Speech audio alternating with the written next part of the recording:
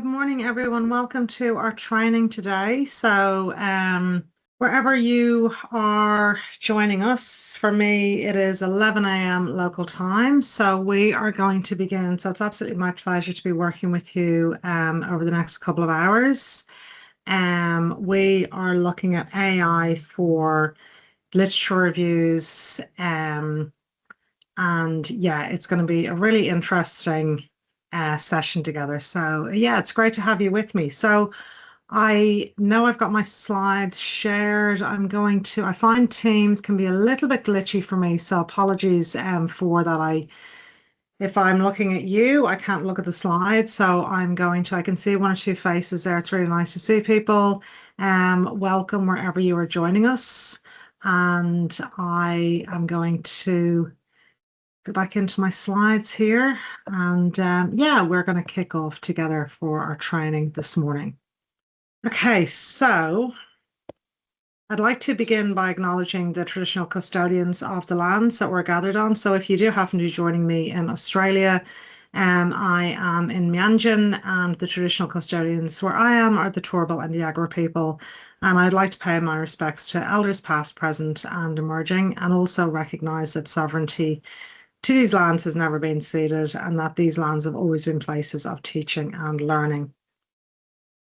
So I'd like to just run through the structure of our session today. So we're going to, first of all, start by situating AI in qualitative research quite broadly, and then moving into what we're actually doing with the literature review. So I've mapped the 4 sections of the training that we'll work through to the structure that we would work through with doing a literature review. Okay, so the first thing that we're always going to be doing is scoping and discovery.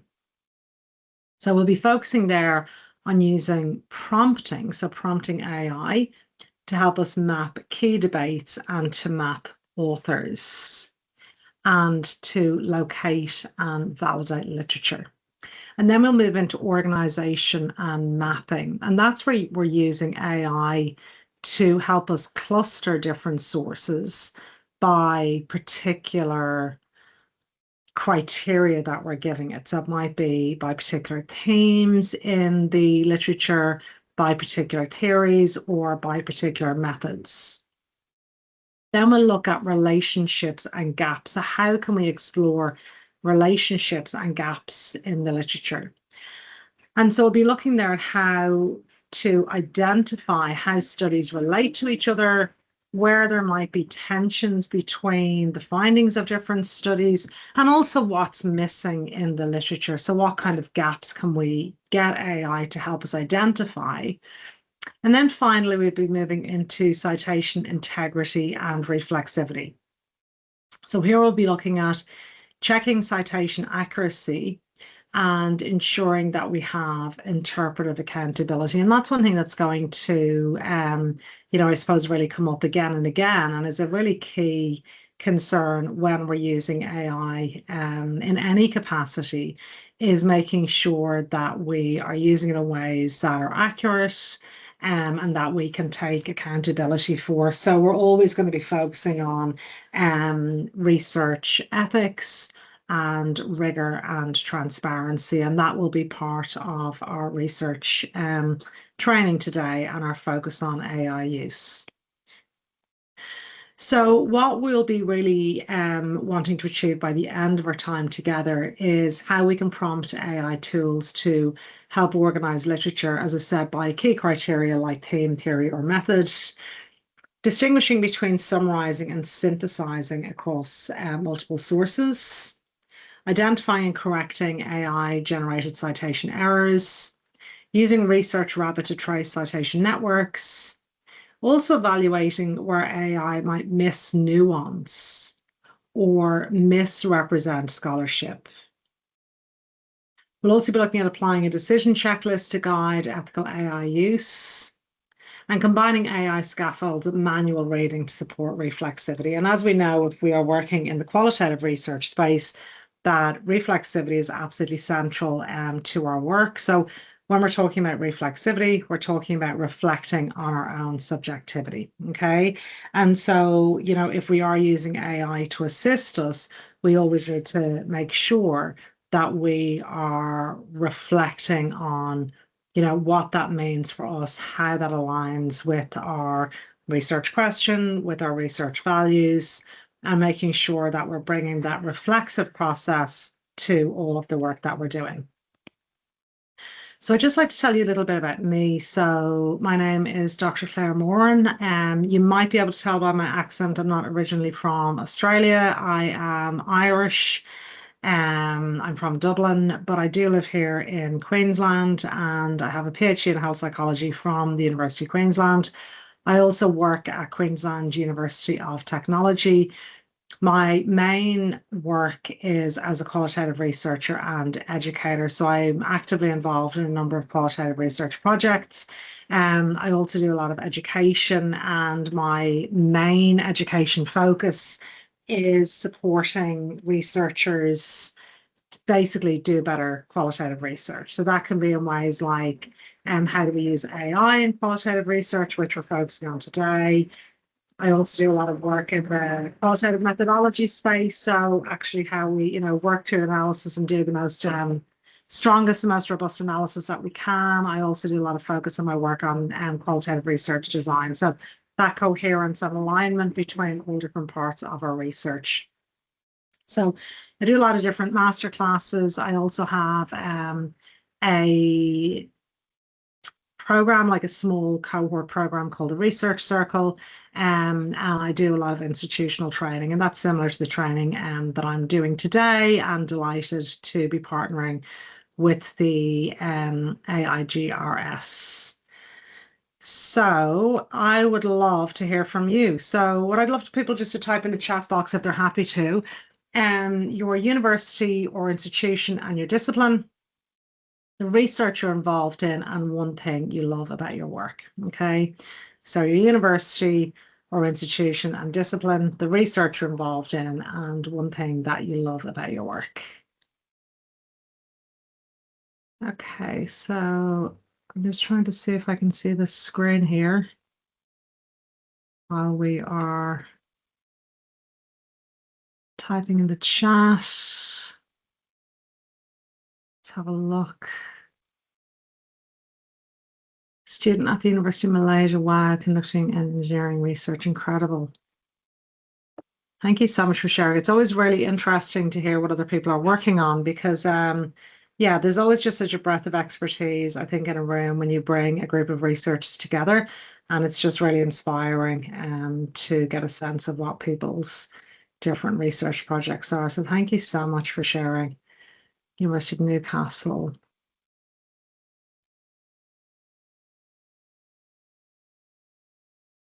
Yeah, so people could take a moment and just type in the chat. That is just, yeah, so interesting just to read the different work people are doing. Research philosophy, project studies, fantastic. So interesting.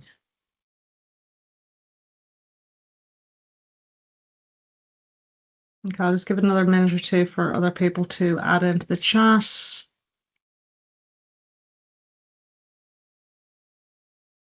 So your university or discipline, you don't need your name. It's actually fine because it comes up. But thank you so much. Yeah, university discipline, the area that you're working in, one thing you love about your work.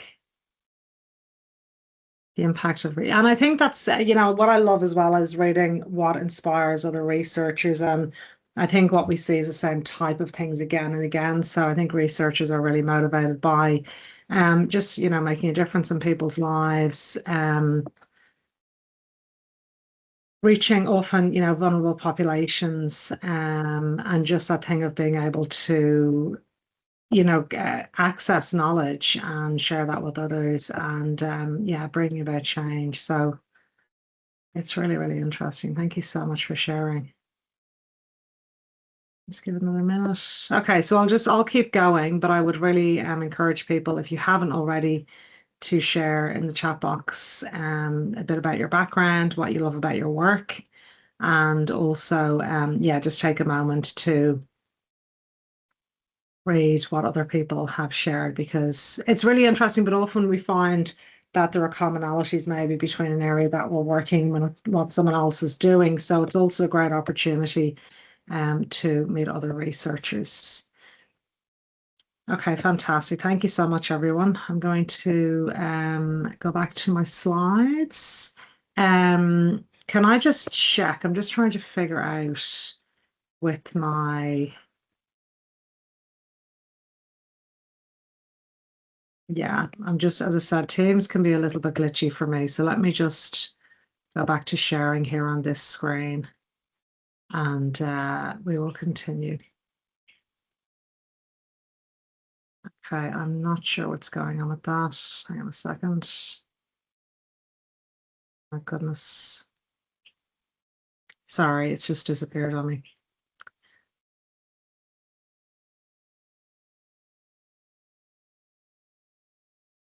Okay, fantastic. So, okay, when we are talking about AI, what are we actually meaning? So, what are we referring to? So, we're not talking about one single thing when we're talking about AI. We're talking about a number of different computer systems that are designed to perform tasks that usually require human intelligence. And so what AI is using is statistical patterns. So it's predicting what's most likely based on the data that they have seen. Now, if you did, I delivered a session the other day on AI for thematic analysis. And if you did attend that session, the next couple of slides will be familiar. And we will obviously be moving into the literature review space. But if you have already been to that, I hope these next couple of slides are a bit of a recap for you. So making statistical predictions based on what the program or what the model has actually seen before. And so it's not a singular thing, but it's a landscape of different tools relevant to our work. And so the first of these are what we call LLMs. That's a large language model. And these are AI that are trained on massive data sets of text to predict language patterns. It's really important to remember that this does not understand meaning. It's simply identifying a statistically likely response based on the pattern that it has seen. Okay, so again, it's not understanding, it's simply identifying a likely response or the most likely response based on the pattern within the data that they have seen. And so when we're talking about using AI for literature reviews, we might be using large language models like ChatGPT or Claude, which we're going to be looking at today. And they can be great for things like summarizing, helping us draft coding or writing scaffolds. For specific literature tools, and again, we're going to be looking today at ChatGPT and Claude and Perplexity and Elicit. These particular tools are really good for things like sourcing literature and also synthesizing literature. So either summarizing or synthesizing. And we'll be talking a little bit later about the difference between those two things. We can also use tools for things like coding and assistance with early analysis. Tools like, for example, Quali GPT, and they can help exploratory theme detection or development. Just a word of caution on that. It's really important that if you are using AI tools to assist with any kind of qualitative analysis, that you're really clear on what your theoretical position is for your research question and ensuring that the use of AI aligns with that theoretical position, because there's a lot of work in qualitative research that AI is incongruent with using a tool like that to support. So if we have, for example, a constructionist interpretation or kind of any kind of reflexive qualitative research, it's not suitable to use AI to assist with the analysis. So just being aware of your theoretical position for your particular research question, and making sure that if you are using AI, there's a congruence between that theoretical position and AI use. We can also use AI for writing and synthesis, so tools like Gamma and Tome, and these can be really good for things like drafting abstracts, memos, also helping with, slides, visuals, infographics, that kind of thing, and reports. So a whole range of different types of tools. And as we can see, they can be useful across the whole life cycle of a research project. When we're talking about qualitative research, what are we actually talking about? So we're talking about a way of knowing. So qualitative research is concerned with meaning, experience, and interpretation, okay? And we understand that meanings are tied to specific contexts, specific subject positions, and times and places. Okay. And so when we look at those central aspects of qualitative research, meaning and meaning making, we recognize we're not interested in things like, cause and effect. We're interested in how things happen. Okay. What does it mean? So we're interested in different meanings that people give to their experiences, their views, their thoughts, their beliefs. Okay. So people's own sense of meaning making. So we're interested in how, we're interested in why, we're interested in what it feels like. Qualitative research is rooted in subjectivity. Now, when we talk about it being rooted in subjectivity, it's rooted in the subjectivity of our participants, okay? Because what we're always interested in is, I'm going to grab my little pair of shoes here. So I've got my little shoes here, and what I'm focusing on here is thinking about what's life like in this person's shoes, okay? What is their subjective experience of the world? So it's rooted in people's subjective experience. But by the same token, we also recognize that researcher subjectivity is central to qualitative research. Okay, so it's not just rooted in the subjectivity of our participants, but it's also rooted in our own subjectivity as qualitative researchers. And that's why reflexivity is so important. And when we talk about reflexivity, we're simply talking about reflecting and being aware of our own subjectivity. Context. So context is really important, the context within which the data exists in. Okay, so the data is generated in a particular context. Context is also important for our subjectivity. Okay, so when we are, analyzing data, we recognize that we bring our own context, we bring our own subjective experience, which is shaped by our context. And qualitative research is also rooted in complexity. So we're interested in things like contradictions, inconsistencies. We're interested in interpretation. We're interested in layers of meaning. Okay. And again, we recognize that interpretation is tied to specific contexts. Now, why these words are really important when we think about subjectivity, when we think about context, we're recognizing that, again, we can see a little bit of a disconnect here. If we're thinking about AI doesn't have subjectivity and it doesn't understand context. Okay, so what we're always asking ourselves is AI use suitable and appropriate for what I want to use it in with my research, and recognizing, yes, absolutely the benefits, but also potentially the limitations of different AI tools. And so recognizing that AI can be incredibly helpful for some ways, not helpful in other ways, and then there are other ways that we just need to be cautious with. So qualitative research often works with small, rich data sets. So things like interviews, observations, and documents. And what we're always aiming for with qualitative research is that our method of data collection is as close as possible to naturally occurring talk. So the researcher is not neutral in qualitative research. We recognize interpretation is shaped by our positionality, so our subject positionality, our own values, and our reflexivity. And so the researcher is central to the research process.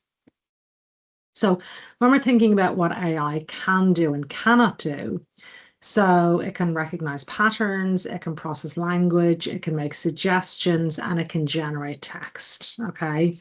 And I know it's very obvious to say, but we need to, remember that it can't know anything. So when we talk about knowing in a human sense, AI can't know anything.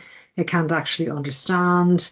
It can't think, it can't feel, and it can't interpret meaning. Okay. So again, just kind of understanding what the difference is between what we are bringing to the table as researchers and what we're expecting AI to be able to bring to the table. So I just want to just talk a little bit before we move into specifically looking at literature reviews, the importance of epistemology or epistemology. Okay, so when we're talking about epistemology, we're talking about your underlying view of knowledge. Okay, so a useful way to think about epistemology is thinking about it with its very good friend, ontology. So, ontology is like, if you think about the first letter in ontology, it's the letter O, okay, which is the shape of a circle. Okay, so think about the world as a big circle. Okay, so ontology begins with the letter O. So the big O, you used to think the big O was orgasm. It's not anymore. It's ontology. And when we're talking about ontology, we're talking about what is it possible to know in the world. The follow-on question from that is our epistemology, where we're then asking, okay, fine, if this is what's possible to know, the next question is, how do we go about acquiring that knowledge? Okay, how do we acquire the knowledge? So let's say, for example, if I have here, I have a dinosaur, here we're talking about an objective reality. Okay, so how would we go about acquiring this knowledge? So the dinosaur is in the ground. Well, we might get a shovel and dig the dinosaur up. Okay, so if we look at this little dinosaur, what we're recognizing is the dinosaur exists. It represents an objective reality.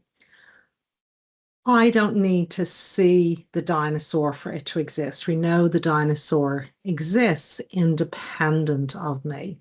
Okay. So this is a kind of a positivist logic. Okay. There, we're talking about an objective reality.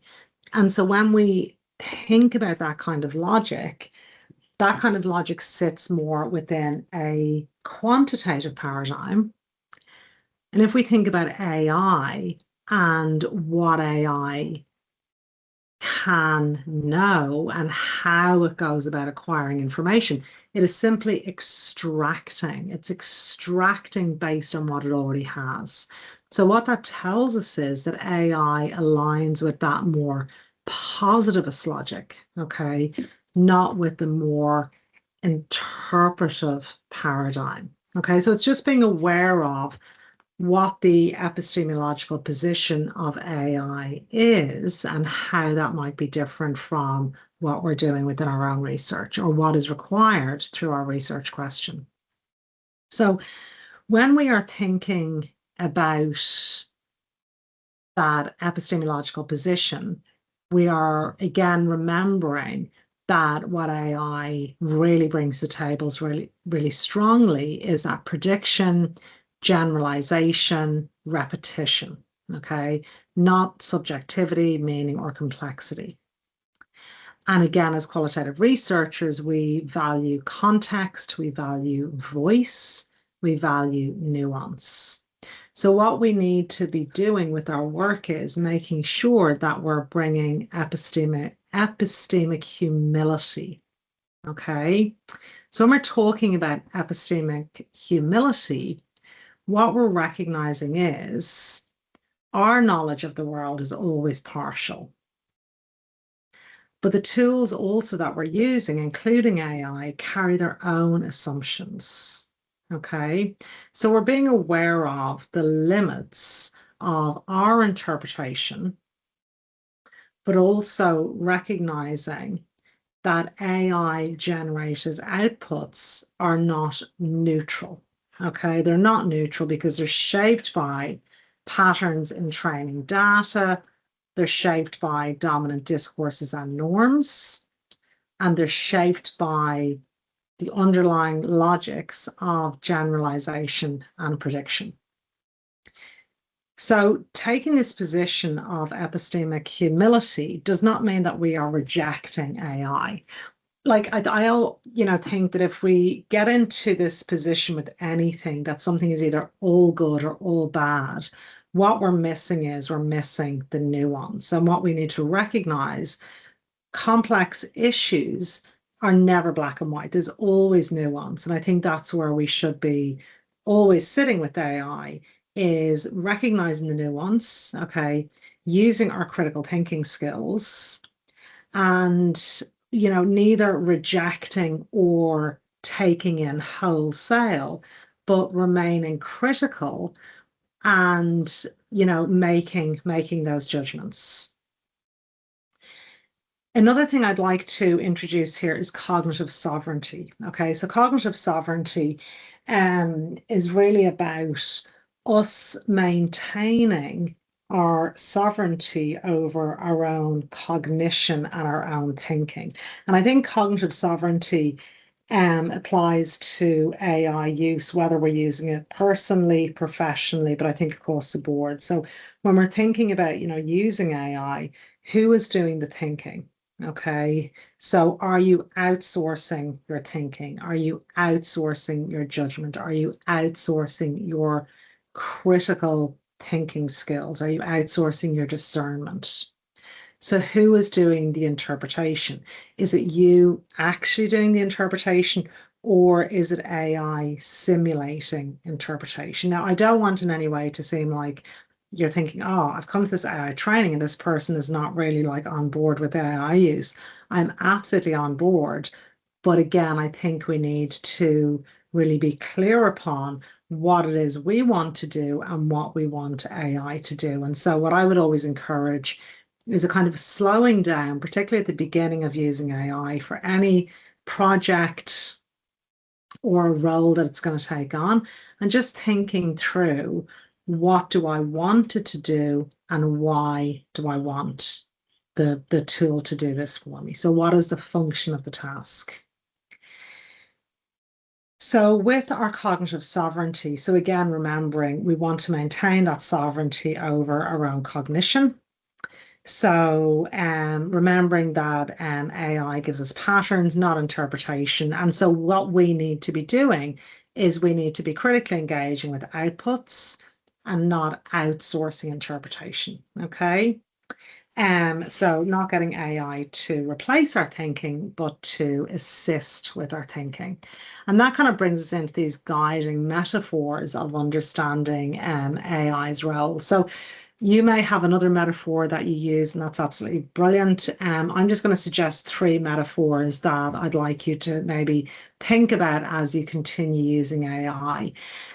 So they're helping you to centralize your role as the researcher. Okay, so you want to prioritize your interpretation, you want to prioritize your ethics, you want to prioritize your judgment. So our first one is AI as an intern. So here's my assistant. Okay, so her job is to help me organize data. It might be to draft text, it might be to spot patterns, but I understand she is an intern, she's an assistant. Okay, she doesn't have the understanding of the context, she doesn't have the ethical understanding, and she doesn't have reflexivity. Okay, so that is my job. I need to decide what matters. Okay, so I want you to imagine in your professional role, if your supervisor said to you, we've just found a bucket of money and we're going to hire somebody to assist you in a project that you're doing. So can you just put together for me a short position description and we will find someone to fill that role? You would not say to your boss, I don't care who you find, just find anyone. It doesn't really matter what skills they have. You would think about, what do I want this person to do? and what skills do I want them to have? Okay. And if they're being hired to assist you, you would not outsource your thinking. If they produce some work for you, you would never, I presume, I certainly wouldn't accept what they've done without reading it, okay, without checking it, without critically engaging. Is this up to my standard? Is what's missing? What needs to be finessed? What needs to be changed? We're using them to help us support our work. They're not replacing us. They're not doing the thinking for us. So it's really useful if we think about AI in the same way, okay? It's an intern, it's an assistant. We can also think about AI like a mirror, okay? And so if we think about a mirror, what is a mirror doing? It's reflecting back. So again, remembering that what AI does is it's recognizing and predicting based on patterns, okay? And the patterns it's making the predictions based on is the data that it has been fed. So therefore, it's not surprising that AI is going to reflect back dominant discourses and biases, okay? So its understanding is statistical, not interpretive. I'm sorry, I don't know where my full stops have gone off this slide. So gaps in nuance often demonstrate those deeper epistemological limits, okay? So again, it's giving you what is likely based on what it's been said, what has been fed. And AI as an amplifier is another useful metaphor. So if I can find my little magnifying glass here. So think about it like a magnifying glass, okay? So absolutely AI can accelerate our workflow, but it can also magnify blind spots and it can magnify assumptions, okay? You shape what gets amplified, okay? And how you shape that based on what you feed your AI, okay? So, what is the context that you're giving it? What are the questions that you're asking? So, you are shaping, okay, by how you are engaging with AI, you are shaping what gets amplified. So I just want to suggest a short reflexive tool that you can use just to help you think through your decisions around using AI and whether AI is appropriate for the particular task that you are engaged in. So the acronym here is FRAME. Okay, so we're thinking about first of all, the fit. Okay, so does this tool align with your research paradigm? Does it align with the type of literature? Does it align with your review goals? So we have this specifically related to using AI for support with the literature review. Is it supporting? So the role is basically what are you wanting AI to do? Okay, is it supporting your analytic process or is it displacing your role as an interpreter? Okay, so again, we're thinking here about kind of ethical and reflective use. Okay, accountability. So, can you stand by the accuracy and interpretation of any AI generated outputs? What about verifying claims or citations? Okay, so have you verified them? And then meaning. So does AI preserve the nuance, the context, and theoretical positioning of the text it's summarizing? And again, that's where we can really see the importance of human oversight here. And ethics. So, are you aware of risks of things like citation hallucinations, biases, or misrepresentation? And how are you managing these?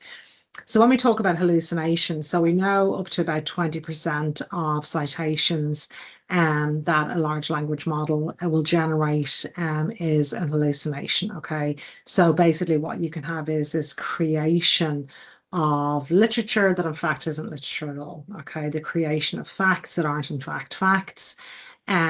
So things that are actually incorrect. And so there's no way, like if you say to a large language model, don't hallucinate or don't fabricate, that's not a way kind of around hallucinations. So again, what we can see is the importance here always of human oversight. So What I'm hoping I'm moving you the direction of thinking is AI never replaces us, but it's basically acting as an assistant. And I think a really strong way to use AI is kind of almost like in conversation with. Okay, so we're using it to extend our own thinking. We're using it as part of basically a backwards and forwards dialogue. So we're in kind of dialogue with the tool.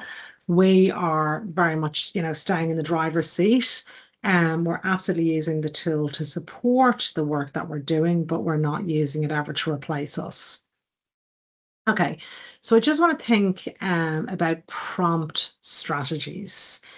Prompts are really, really important for how we're using AI. And so if we think, garbage in, garbage out, okay, if your prompt is badly worded, you are not going to get a result that is going to be useful for you. Okay, and when I mentioned earlier about slowing things down, this is the first example of where we need to do that when we start an engagement with AI. So if I sit down today and I'm like, okay, I need to do something, I'm going to get, for example, ChatGPT to help me. Okay. It's me getting really clear on to help me with what. So what's much faster is if I just think, okay, I'm going to get it to help me, and I type in a prompt really quickly and I hit enter. Okay. And it's going to give me some output. And I engage with the output and I'm thinking, that's not really what I'm looking for.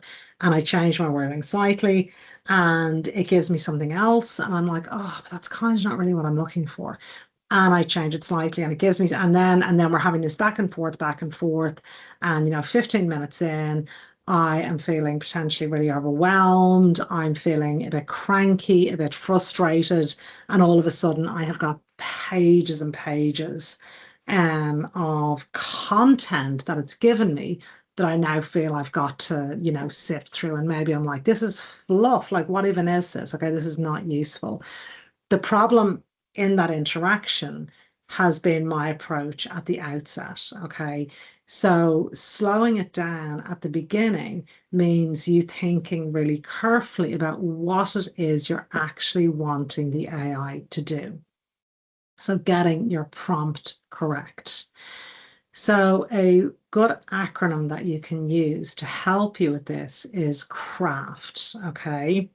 So craft is where you provide the context. Okay, so what is actually the context that you're wanting AI to do? Okay, what is the role? So, sorry, what's the context you're wanting it to do? That's badly explained. What is the context that you need to give it for it to have a sense about the purpose of this question, if you like? The role, what is the persona that you actually want AI to take on? Okay. The action. So, what do you actually want it to do for you? The format. What do you want the output to look like? Do you want paragraphs? Do you want it in a table? Do you want bullet points? Do you want, give it to me in a no more than 200 word summary? What is the format you want it in? It could be as well, here, you give the question and you're like, give it to me in um, no higher than grade 8 literacy level and absolutely no jargon. So in layperson's term, okay? Who is the target audience? So who is it for? Is it for you? Is it for somebody else? Okay.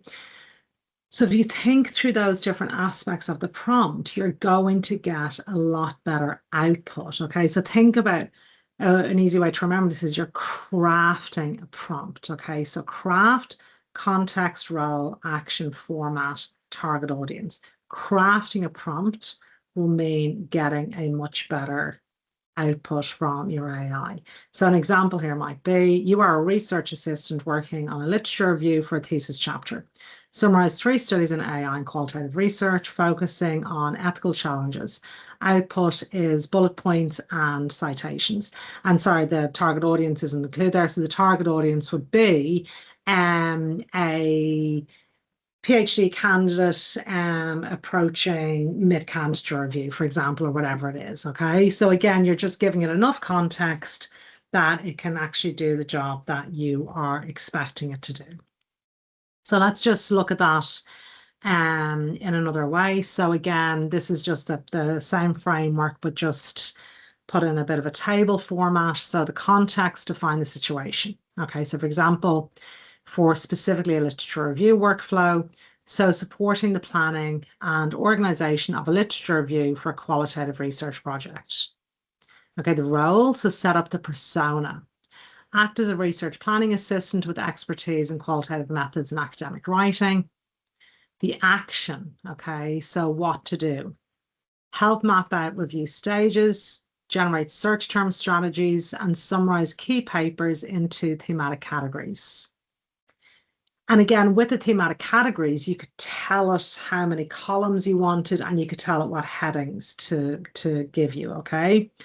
Use bullet points, clear headings, and chronological steps for clarity and planning. So that's just an example. Obviously, there's lots of ways you could choose to have your output.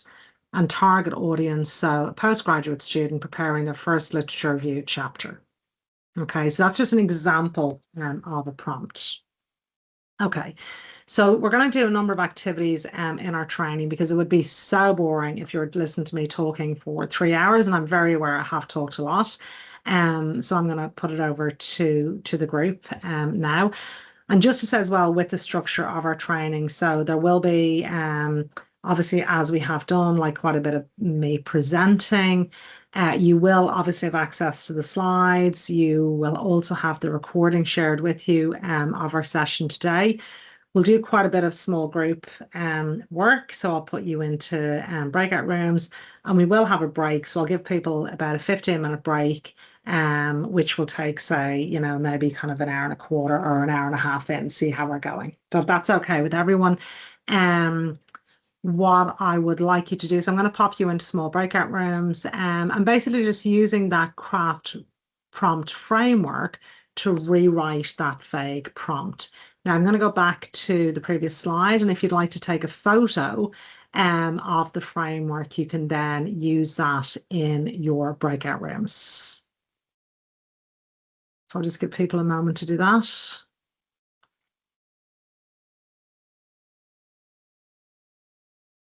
Okay, I just have to minimize the screen, so I'm not sure if that impacts on what you can see your end, but I would like to have a little look here and open up the breakout rooms. Okay, so we'll go about 3 rooms. So I'll give you about maybe, you know, take a minute or two, and you can feel free to introduce yourselves, have a quick chat. I'll give you, say, I think about 4 minutes for this activity. So it's just rewriting that prompt, okay? I'm also not sure if people took a photo of the prompt on the slide, so maybe I might just can everyone see that activity 1 slide? Can I have a thumbs up if people can see it? Or it'd be really useful if people can, you can see that slide. Fantastic. Great, wonderful, thank you so much. So there's a prompt on that slide, so I'd love people to rewrite that. So I'm going to open the rooms now, have a moment, have a bit of a chat, and I'll give you about 4 minutes. I'll bring you back to the main room, and we'll just get some examples of a better prompt.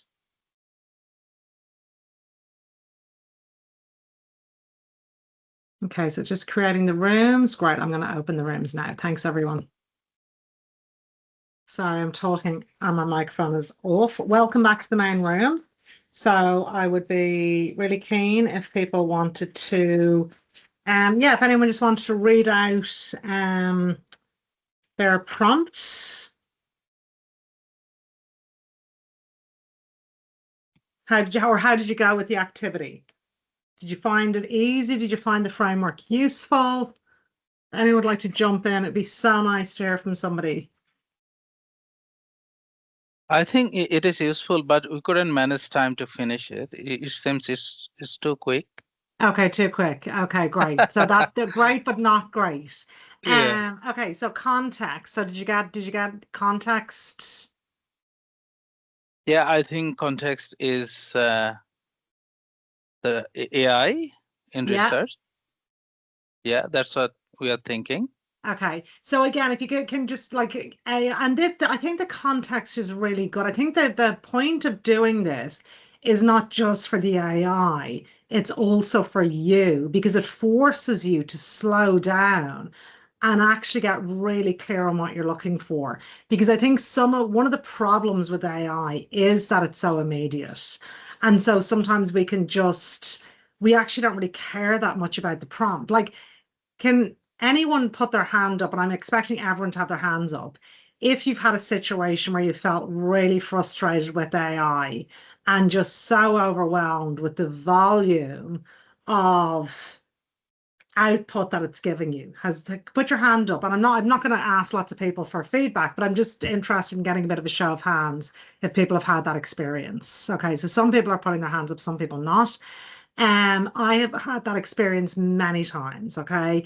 And so when I slow myself down and force myself to get really specific on what exactly I'm looking for, it reduces that. So it puts the kind of accountability and the need on me to come up with a clear prompt, which then also influences the quality of the output that I'm going to get. So if you're saying, AI research, can I be more specific than that? Okay. So the role is then basically the persona that you wanted to take. Okay. The action, what do you want it to actually do? The format, what format you wanted to give it to in. So, for me, often, particularly if it's doing something around literature, it's going to be a table. Like, but again, that depends on what you like and how your brain works. Okay, it could be paragraphs, could be bullet points. I love a table. And who is the target audience? Is it just for me? Do I want it to simplify it down? Is it going to be forward facing? What, like, really, who is it for? Okay, so just thinking through. So I hope that that was useful, although you didn't have a lot of time to do the activity. It just got you thinking about the importance of writing good prompts. Okay. Okay, so let me go back to sharing the slides here, which seem to have disappeared off the screen. Okay, so we've had a look at that prompt rewrite.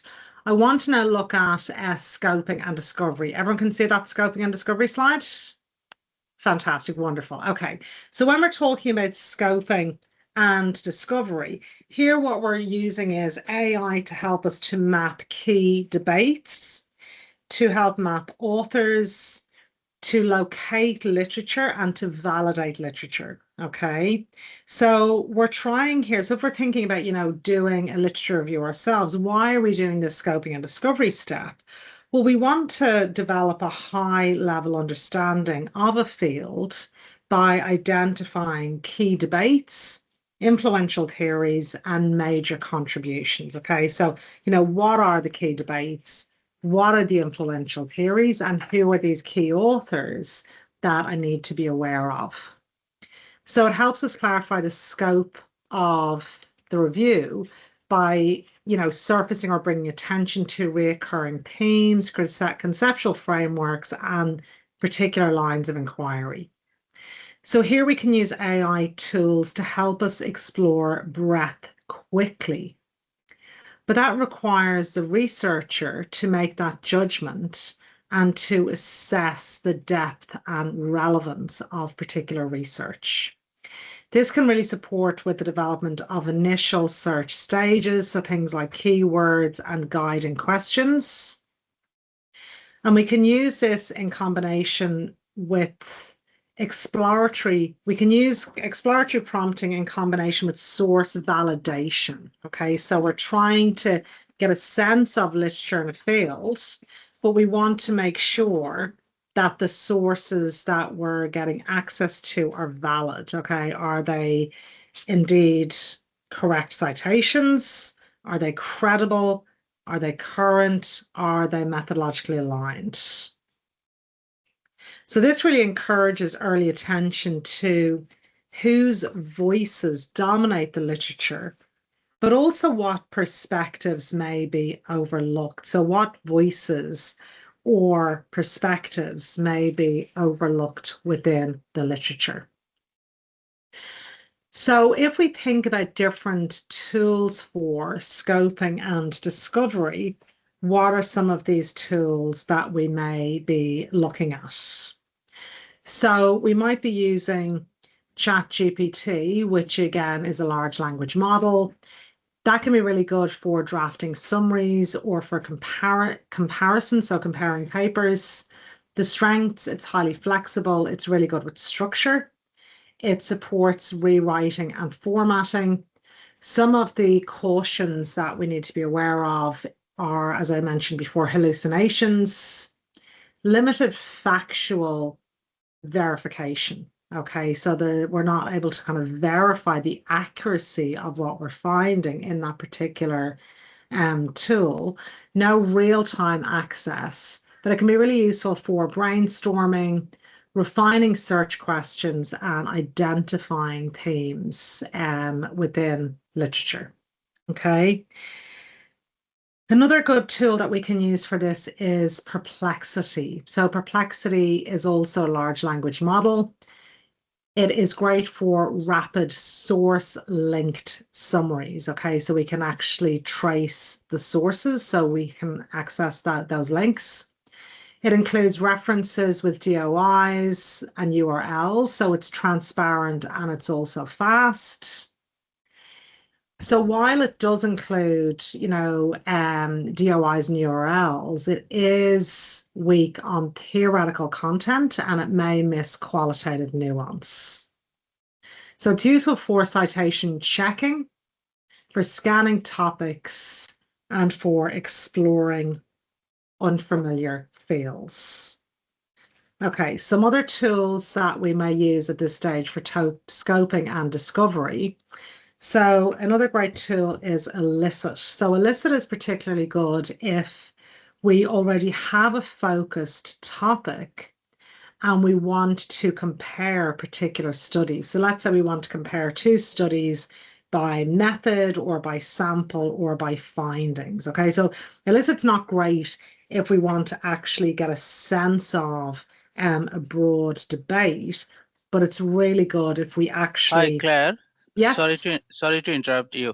So are you going to share this slide with us after the training, or we should take the Absolutely, note? absolutely. Yes, yes, yes, yes, Okay. yes. You will be Yeah. sent the slides. Absolutely. You'll be sent the Okay. slides and you'll have access to the recording. Thank you so much. Yeah. No problem at all. My pleasure.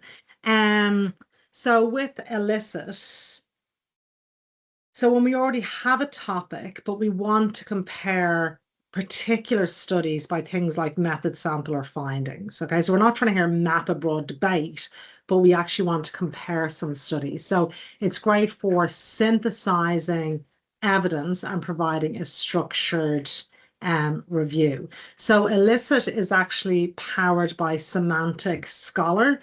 So it is a much more kind of reliable way of accessing academic literature because it has got that kind of underpinning, if you like, that it's powered by semantic scholars. So it's great for filtering by things like methods, sample, findings, really good for systematic reviews. Some cautions, the coverage may be incomplete, and it's better at later stage analysis. So as I said, it's not great for mapping a broad debate early on. We can use it for things like evidence tables, gaps analysis, comparing study by population or comparing study by method. And Research Rabbit, which we will look at a little bit later on, is really good for visual citation discovery and paper mapping. So we'll have an opportunity to use Research Rabbit as we continue on our training today. This can be really good for expanding reference lists, network discovery, and it gives us a visual view of citation relationships. So this is great for interdisciplinary topics, okay? And just getting it like that visual of how papers relate to each other, okay? The source quality varies. So again, making sure that we're engaging that human oversight. So citations need human checking. Useful for finding related papers, okay? And finding or expanding our literature review beyond search terms, okay? Because we can move forwards and backwards and see what research has this paper cited and what research cites this paper. And we can start to build that sense of connections between different papers and between different authors in a field. Okay, we are going to have a go at doing an activity. So we're going to have a go at doing using AI for scoping and discovery. Okay, so I've just written a really short prompt there. So our task is we're trying to scope some key authors and key debates in a field. So let's imagine, and this, I can't remember who our speaker was before, but this maps on to the suggestion of the prompt. So basically, you're asking AI to map key debates in the use of AI in qualitative research. Okay, so we've got a really, really simple prompt there. We're not, as you can see, it's not a great prompt. We've not used our full craft framework where we're talking about context, role, action, format, and target audience. We're telling it's a research assistant, map the key debates. Okay, what we're asking it to do is to return 3 key authors, 3 key papers, and 2 key controversies since 2020. Now, if you, for any reason, so I'm giving you this as a task, again, I'm going to put you into your breakout rooms, okay? You can decide to change that prompt and that's fine. Okay, so basically what I want you to do is to run this search and see what you get back. So in your breakout room, so let's say, for example, you've got, 3 people. I've suggested using ChatGPT and or Perplexity. So let's say someone's like, I'm going to have a go at Perplexity. Someone else is going to have a go at ChatGPT. Okay. Or if everyone wants to use ChatGPT, that's fine. If one person wants to model the activity and share their screen and the other people want to watch, that's fine too. So within your group, you've got scope to set up the activity in a way that feels useful for the people in the group. Okay. So people can choose, like, let's say, for example, somebody wants to use Copilot. They're like, that's what I use in my university. I'll do Copilot. Someone else is like, I'll look at Perplexity. Someone else is like, I'll do ChatGPT. Okay, we'll all take 3 minutes and then we'll come back and we can share. Again, thinking about the format, you could say to your large language model, like, what kind of format do you want it in? Do you want it in a table? So give me 3 key authors, 3 papers, 2 controversies, give it to me in a table format. Or give it to me in, under these headings with bullet points, but no that more than 150 words in total, like whatever way you want it back. Okay, so again, thinking about how you can modify your prompt that will impact on the output. Okay, what kind of output is more useful for you to engage with? Okay, so then across the people in your group, you're going to be thinking about, well, what was similar or different in the results? So if people used different large language models, if they used different tools, what was different in the results? Which tool felt more useful for scoping? Why or why? And why was that? How would you verify or follow up the output? So let's say, for example, use ChatGPT and it's given you 3 key papers. What would you do then in the real world? Okay, how would you verify that? Did either tool fabricate citations or offer vague claims? Like, do you think, oh, this doesn't look, yeah. And again, you can feel free to check a citation if you want to. And what do you feel are the strengths and limitations or risk of using each tool? Now, I'm going to give you probably about 7 or 8 minutes to do that. I don't want you to feel like you've got to go through all of those questions in detail. Like, really, the function of our time together today is for you thinking about what are the different ways that we can get AI to support us within within the kinds of tasks that we're wanting to do for literature reviews. Okay. And I just want you to have some practice engaging with those types of tasks. Okay, so with the debrief questions, you can focus on a couple of those questions. The main focus is running the prompt. So thinking about the prompt, okay, running the query, seeing what results you get back, and then thinking about, are the results useful? If so, why so? If not, why not? Or what was useful, what wasn't? Does that make sense to everyone? Can I get a thumbs up? Yeah, fantastic. Okay, great. So I'm going to pop you into your breakout rooms. I'm going to give you about 8 minutes for this.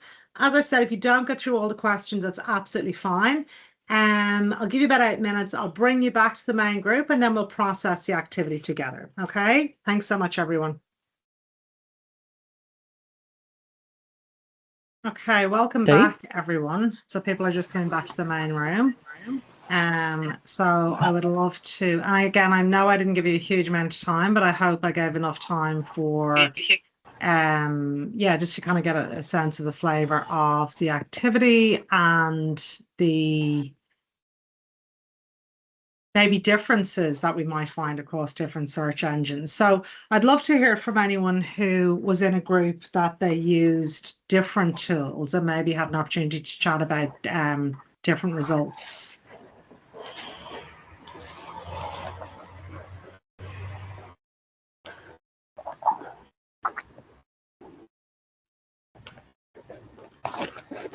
Okay, and if people are able to pop themselves on mute, if they're not talking, that would be amazing. Thank you so much. Anyone like to share? We might go to not in the time available. Okay, so within the time available, did you have the opportunity to actually run a prompt in a particular tool? Yes, fantastic. Okay. So did anyone in a group look at two different tools within their group? So maybe one person used Perplexity, another person used ChatGPT. Hi, Claire. Hi, Samantha. I know in my group we used the same platform. Sorry, we both used ChatGPT, but we actually got very different results considering our prompt was almost identical. So okay, fantastic. Thank you. So I'd love you to talk me through. So with the prompt, did you use kind of like the prompt that was on the slide, or did you improve the prompt? I believe we both improved the prompt a little bit more, just to add a little bit more context about what we wanted. It added in those points about key authors, papers, and we both asked for a table format, but we got completely different headers and things like that. So yeah, information is different. That's really interesting. And so did you have a chance to think about or reflect on the quality or what the kinds of differences were? We thought my quality was better because I asked for the table in the initial prompt, whereas Molly had asked for the table as her second prompt. Okay. I don't know how that made such a big difference, but mine was just a little bit more detailed and comprehensive. We did have a good discussion about our experience with AI and the citations not actually being correct, which I know you've touched on in the session already, but it's like a common issue that we all find is they make up these citations. And just another thing to add into the mix. So we know that effective prompting is really important, but by the same token, in terms of how it actually gives the results that it gives, we don't know. And the people who build the models also don't know. Like there is such a massive volume of information. It's not possible for them to say how it arrives at a particular result versus another. Samantha, would you be happy just to copy the prompt that you used in the chat? And what I'll do is then I will share my screen and I'll run the same prompt in Perplexity and we can have a look at what the difference might be. Sure. Okay, great. Here we go. Where is the chat? There we are. Okay, so. Okay. Okay, I'm going to stop sharing that. And I am going to share a different screen. So let me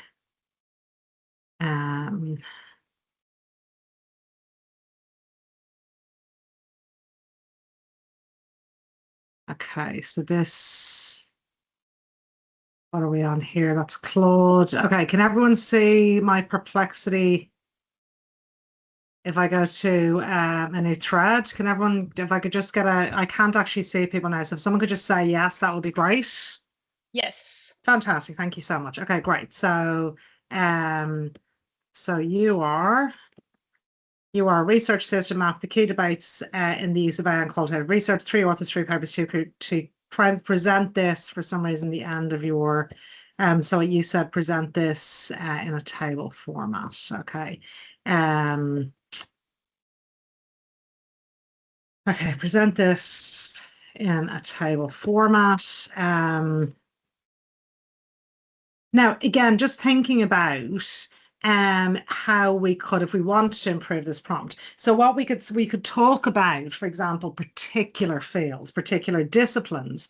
We could talk about particular theoretical perspectives. We could ask about particular limitations. We could say 2 key controversies, 3 key, so again, remembering that there's lots of ways you could tweak the prompt to get different results. But let's just go with exactly as it is and let's see what we get. So identifying, so you can see it's thinking. Okay, AI and qualitative research, central attention to efficiency and interpretive depth, innovation and ethical or epistemic risk. Okay, so our first author is David Cook, description of contribution debate, how it links to controversies. And we can see there we have those citations. Okay, so we can actually click on that and that will bring us to that paper. Okay, and that's very, very different to say, for example, using ChatGPT, where we cannot verify and we have those hallucinations. Okay, Hitch is another author again, and we can just kind of go over, put our cursor over that there to get, to have a look at that citation. There's another author, so Silver and Fries, a deeper integration into qualitative workflows, concerned about epistemic reductionism and a return to positivism. So that's one thing that I mentioned earlier, and that these are things that we really need to be aware of, and what these debates are. So again, I just want to scroll back up. So we have our 3 authors. Okay, then we have our key papers. So that's the Cook paper, that's the Hitch paper, and then that is a different paper. Okay, debate 1, debate 2. So interpretive depth versus computational science, ethics, consent, and data governance.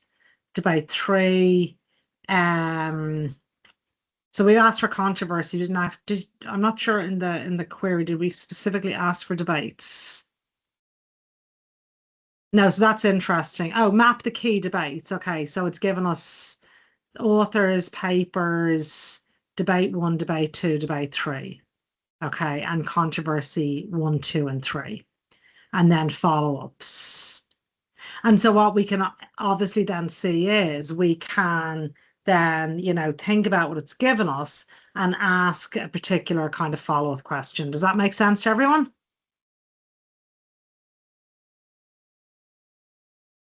So we can see there really the difference between, using a tool like ChatGPT and, the difference in what we get with something like Perplexity.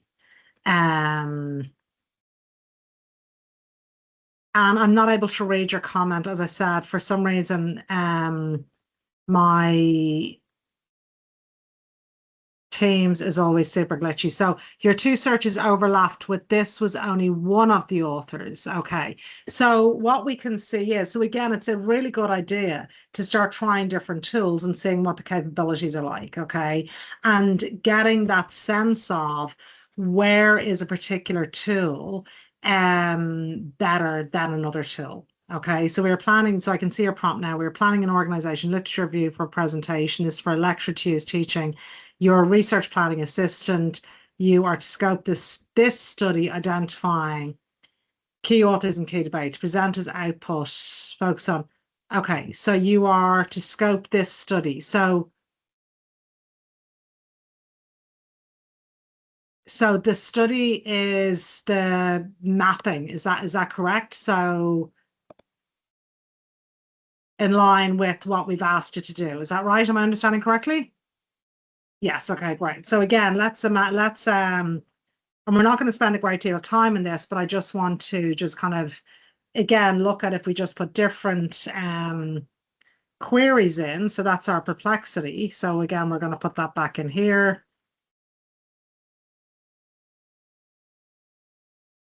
Okay, for presentation, the use of AI. So now it's drafting us a slide. Okay, so it's actually okay,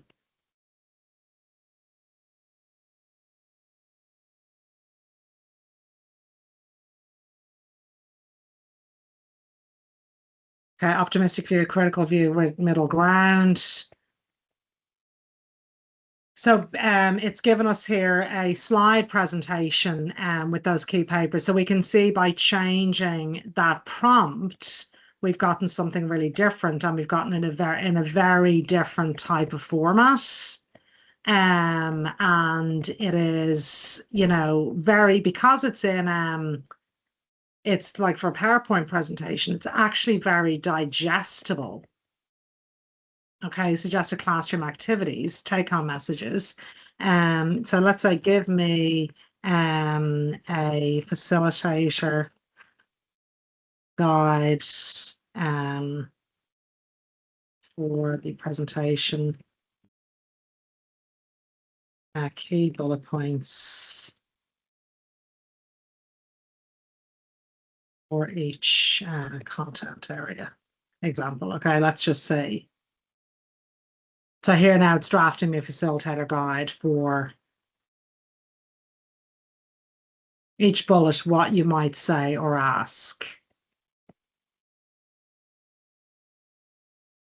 Okay, what we mean by AI. Controversy 1, controversy 2. So it's also giving me lots of questions, posing a dilemma. And again, you could change, you know, the kind of prompt to ask it to do that. So we can see, you know, the enormous scope and the different types of things that we could be requesting. Okay, teaching literature reviews. Okay, so anyway, I hope that's given us a bit of a sense into what Perplexity might give us back. I'm going to stop sharing that screen. Did anyone else use a different tool apart from ChatGPT or Perplexity?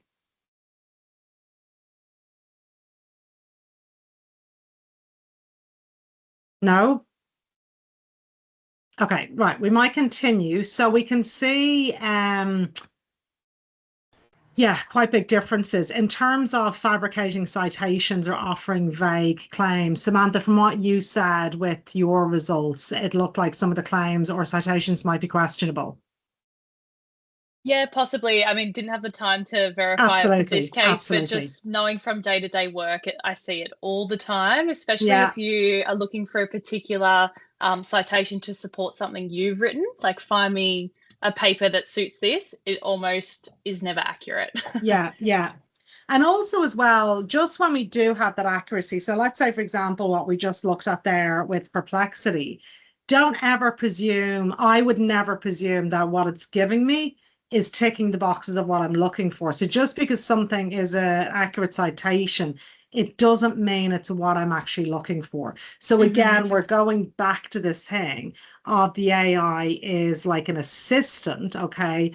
Or it's just, you know, we're having this back and forward conversation, but our critical judgment is always in the driving seat. Okay. Yeah. Okay, great. So when we come back, so we're going to take a break now in a moment. I'm just going to go to the next slide. So we're going to move into the next part of doing a literature review, which is organization and mapping. Okay, so making sense of literature that we found. So things like grouping, sorting, mapping it based on relevance, based on method, theory, or population, or some of those key criteria. So we'll park that there. Let's set our timers for 15 minutes. Go and, you know, grab a coffee, stretch your legs. We'll come back in 15 minutes and we'll move into this next section. Okay. Thanks so much, everyone. Okay, welcome back, everybody. I'll just give people a moment just to settle back in and we will resume with our training. Okay, so when we're talking about using AI to assist with organization and mapping, as we mentioned, we're making sense of literature we found, grouping, sorting, and mapping based on characteristics like relevance, method, theory, or population. So using AI to help us cluster. So sorting our literature into logical groups. that reflects either similarities or differences. Okay, so this can really help us visualize the relationships between papers, enabling a clearer narrative development within the review. Okay, so again, thinking about, what are those connection points? What is the relationship? And what is the narrative or story that we are trying to tell? Okay, and so when we're even thinking about literature reviews or writing that narrative or that story, I think a useful framing is, asking yourself, what journey do you want to take the reader on? Okay, so what do you want the reader to know? And how are you structuring that narrative to bring the reader on the journey? So using AI can really support the early shaping of the literature review structure. So thinking about, what might later become particular sections, themes, or conceptual frames. It also helps us distinguish between overlapping and divergent perspectives across different studies. So when we are making those kind of grouping decisions, again, we need to think about our critical thinking and our interpretation. Okay, so how we make decisions is really reflecting our research values, our analytic priorities, and our researcher lens. Okay. But this stage can really help shape the groundwork for a coherent synthesis. Okay, so rather than just kind of descriptively listing sources or listing literature, we want to basically sharpen the argument, okay, and support that synthesis. Okay, so some tools that we might use for organization and mapping. So again, we've got these same tools here, Elicit, which we'll have a go at having a look at, Semantic Scholar, so evidence synthesis comparison of studies. Okay, we've already kind of talked briefly about that.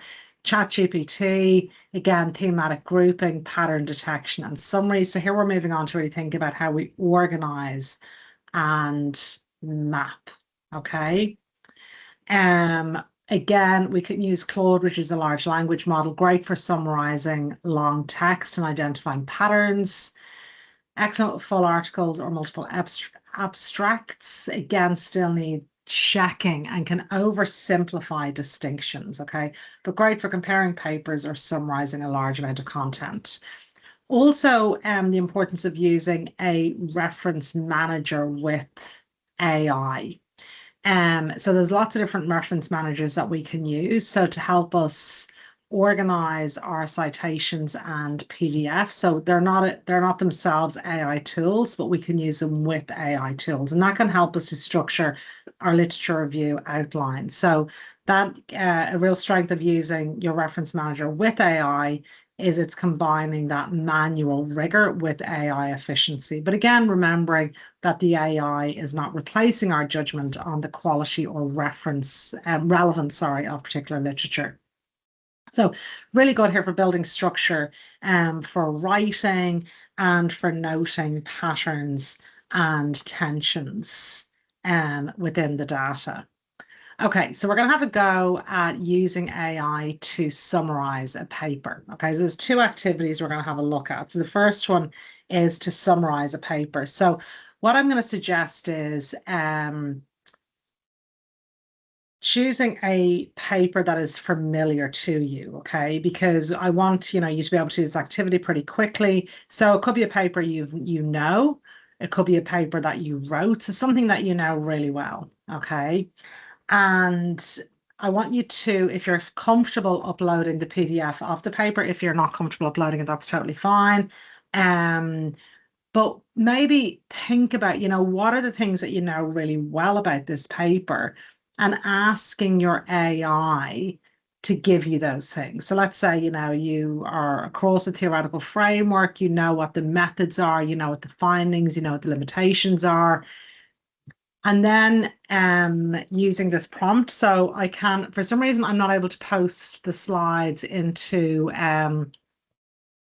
the chat, but what I can certainly do is I can, if you just bear with me, what I will do is I will paste sorry, just trying to get this here. Okay, I'm going to paste the I'm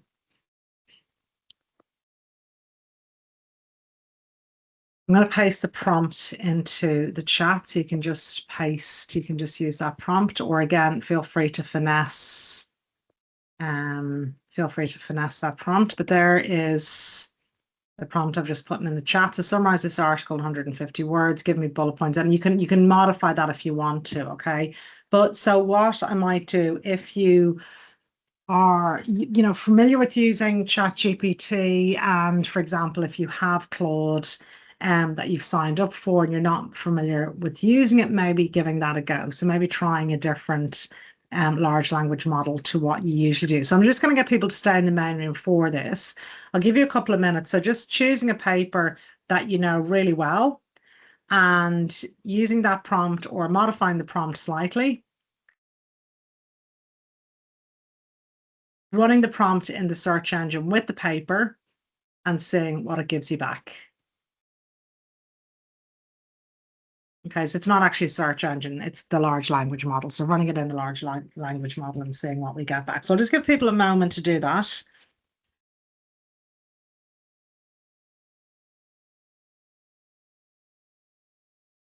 Okay, so I might see if anyone's had the opportunity to run that and what they got back, if anyone would like to share anything from that activity. Okay, Perplexity I cannot read that, and that is absolutely, for whatever reason, how this appeared on my screen. Thank you, Anne. Perplexity, how did it do? Did a surprisingly good job. Okay, fantastic. Okay, that's great to see. What's so interesting, as Samantha mentioned in the previous activity, that even with the same large language model, you can get quite a bit of variation. So it would be really interesting, like potentially to run that again in a couple of days and see, does it give you a different result? Okay. And I know for myself, like I find sometimes, because I do use, and one of the things I would say to people is, with a particular, like always choose the right tool for the job. Okay. But like when you're just looking for a large language model and it doesn't necessarily, make much difference which you're using, I think it's a good idea to use one tool consistently, because then maybe you might pay for a subscription. Like I, for example, do pay for a subscription for ChatGPT. I'm certainly not saying it's the best one. It's just the one that I started using. It's the one I continue to use most. Okay. But what I do find, because I'm a regular user, I do find that high variability in the output. Like some days I'm just like, wow, that is so on the money. That's really, really helpful. Other days I'm like, God, I feel like I'm talking to a toddler. Like it just feels not useful at all. Another thing that I think is really important to note is, because our human brains work in a way that it is much harder for us to process complex information, we kind of instinctively expect AI to be the same. Okay, that we expect it to be able to do something that is really easy for us very easily. Okay, there's no difference between its capability of working with something that is highly complex, that would take us a long time to really, something that's really maybe intellectually or theoretically really dense, okay, that would take us ages to really be able to get our heads around, versus something really simply. So what we see is it could give us results that are really accurate, immediate and really accurate for something that is really intellectually dense, but it could give us really crappy results for something that is actually very easy and very straightforward for us to do. So kind of don't fall into that trap of thinking it's going to do the easy stuff better than the really complex stuff. It's not the case. But that's really good to know, and you got good results on that with Perplexity. Anyone else like to come in here and share anything after that activity?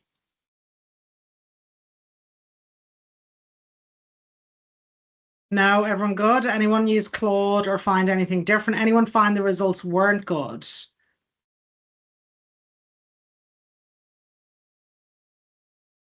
No. Okay, no problem. That's absolutely fine. Okay, so what we're going to do is we're going to move on to do another activity. So still sitting in the space with our literature reviews. Okay, so still thinking about our scoping and discovery. So we are going to have a look at organizing and comparing. And elicit is really good for this. So elicit works best when you're comparing across a number of different papers, okay? So the task is asking, again, I'm going to get you work on this by yourself, asking AI to summarize 3 studies on your particular research topic, okay? So I'm going to give the prompt I have written is really, really basic. Sorry, you can't see the slides, can you? If I forget to, No. because as I said, there's quite a bit going on here. So please, if you cannot see the slides, you should be able to see something at all times. So either I'm showing you a large language model or I'm showing you the slides. Please let me know if you can't see the slides. My apologies. I'll share them in 1 second. I just want to highlight this the prompt, and I will pop it into the chat box there. That's again the prompt is really, really basic. So please have a go at finessing that. Let me just share the screen. Okay, great. So this is our next activity. So asking AI to summarize 3 studies on your research topic. So group 3 studies by methodology and summarize key similarities or differences. Okay. And so what I'd like you to think about is the output versus your own understanding. What was useful? What was misleading? For example, what would you refine or what would you follow up? Okay. So what I might do is I might stop sharing that. So I'm going to find some papers. While I'm doing that, you take a moment to think about 3 papers or 3 key papers from your research area that you would like elicit to summarize. And so just give me a moment and allow me to. Okay, so that's, let me open my elicit. That's Claude, that's Perplexity. Okay, here is my elicit.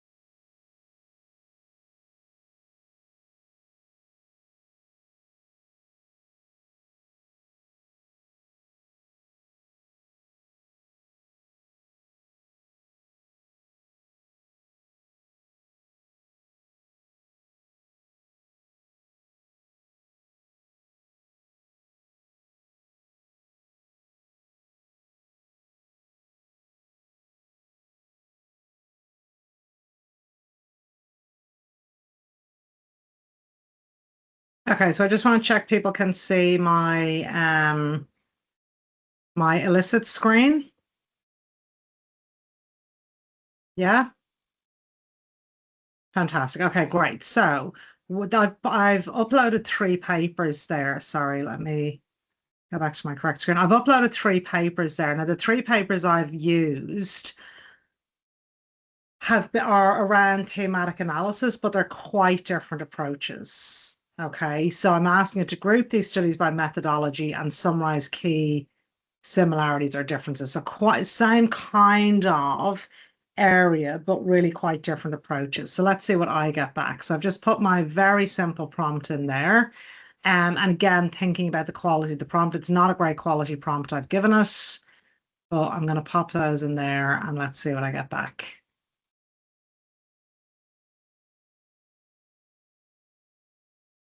Okay, so we can see it's thinking.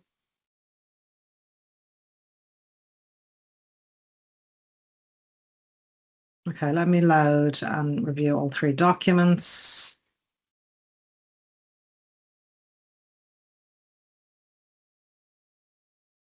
Okay, run analysis, document 1. Okay, so again, I've taken 3 thematic analysis papers, but really different theoretical perspectives. Okay, the 3 papers each address qualitative thematic analysis, represent fundamentally different types of contribution. So we have,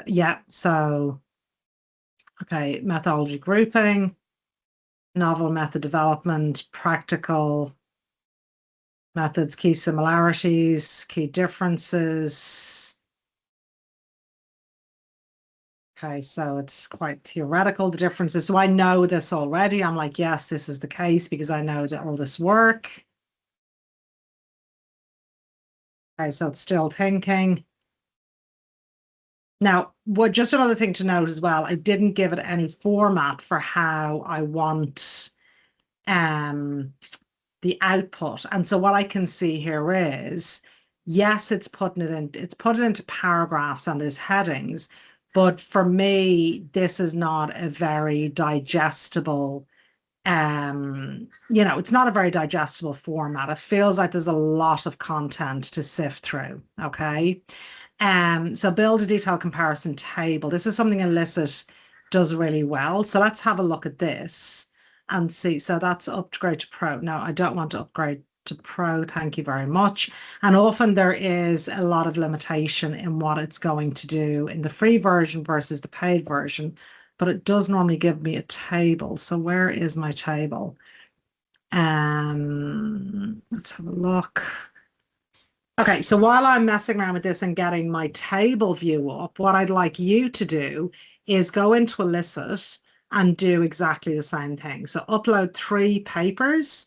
You can modify your prompt. I've obviously done a really vague prompt. You can see, again, the output, because my prompt is really vague, the output has given me a lot to sift through. Okay, it's not a great output in terms of me needing to digest so much information because my prompt was really unspecific. So I'd like you to have a go also, and then we'll have a look at what different formats it can give us the information in. Is everyone okay with that?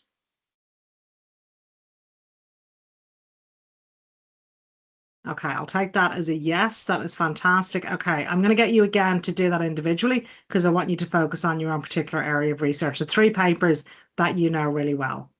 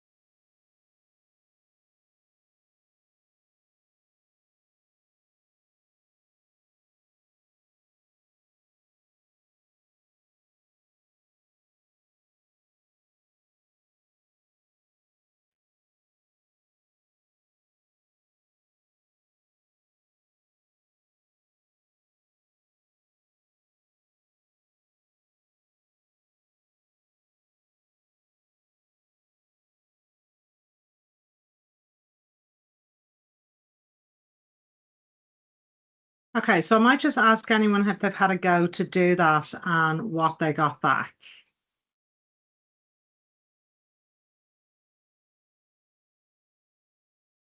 Anything anyone would like to share?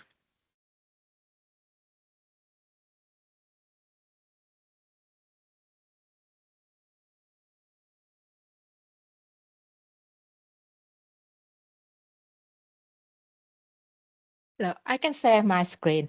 Oh, great. Fantastic. Thank Yeah. you. I will stop sharing. Okay. Wonderful. Thank you so much. No one want to say it. Oh, thank you. It's always so lovely when you hear from Yeah. somebody else. Thank you so much. Yes. Can you see my screen Yeah, now? yeah. So would you Yes. like to talk us through what you're seeing? Yes. So Could you make the size of the font slightly bigger, please? I have uploaded 3 paper in the NSS Yeah. and use the same prompt that Sorry, you. can you just make the font? Can you just zoom in a bit so it's a bit easier to read? If possible. Thank you. Brilliant. Perfect. Thank Better. you so much. Yeah, Mhm. amazing. Thank you. Yeah. So I have uploaded 3 paper and the user prompts from the slide. So the Mhm. group this study by methodology and summarize the key similarity or the difference. And it show me the results. Yes, that's because that's my paper. Great. So that Fantastic. means it's a summarize what it have in the paper. It means the same research group, and Yeah. also about the methodology that is similar between 3 paper. Yeah. Yes, Fantastic. and also it's summarized for each paper. Yes. Yeah, like this one, study 3, study 2, study Yeah. 1. Yes. Yeah, that's Okay. all the result. Did you find it quite accurate in what it's given you? I think so. I didn't Okay. find any abnormal here. Yeah, Okay. Amazing. Okay. Thank you so much. yeah. That's Thank fantastic. you. Thank you so much. Yeah. Thank you so much for sharing that. Okay, I'm going to go back to sharing for a moment. And what I'd like to share here is, so when what we've just done in this activity is summarizing papers. Okay, so putting papers in and asking it to summarize the papers. We can also use a list to find us papers. So in that scoping stage, okay, so I've put in here then, find me 3 key papers that highlight philosophical debates and how thematic analysis can be used. Okay, so find me the papers. So what it's given me is, and these are not the papers that I uploaded. These are different papers, okay, and it's actually given me more than 3. It's given me 10 sources. It has given then different papers, okay, and summaries. So if I go load more papers, it's giving us 20 sources. Okay, so it gives us a bit of a summary. So this is really useful. It's giving me a bit of a summary of each paper. And again, that is very digestible. Okay, so this again is a free version. I'm not using a paid version. Let's say if I want to add a column, so we've got the paper, we've got the summary. Let's say we want the theoretical perspective. Let's go apply that.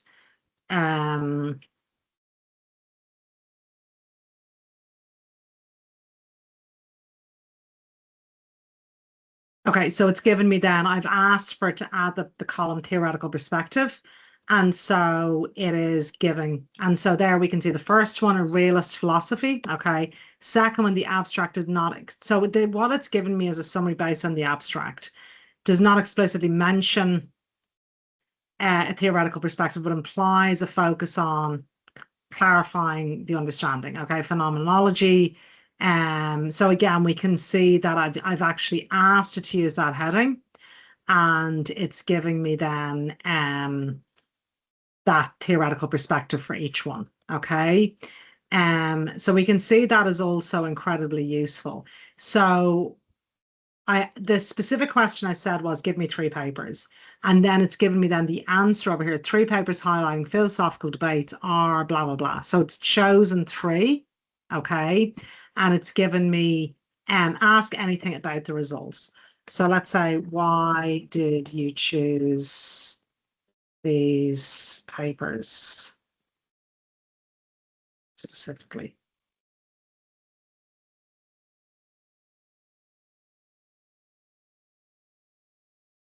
Okay, I selected these 3 papers based on the criteria for identifying works explicitly highlighted philosophical debates. Why these 3? Why not others? Okay, find me 3 more.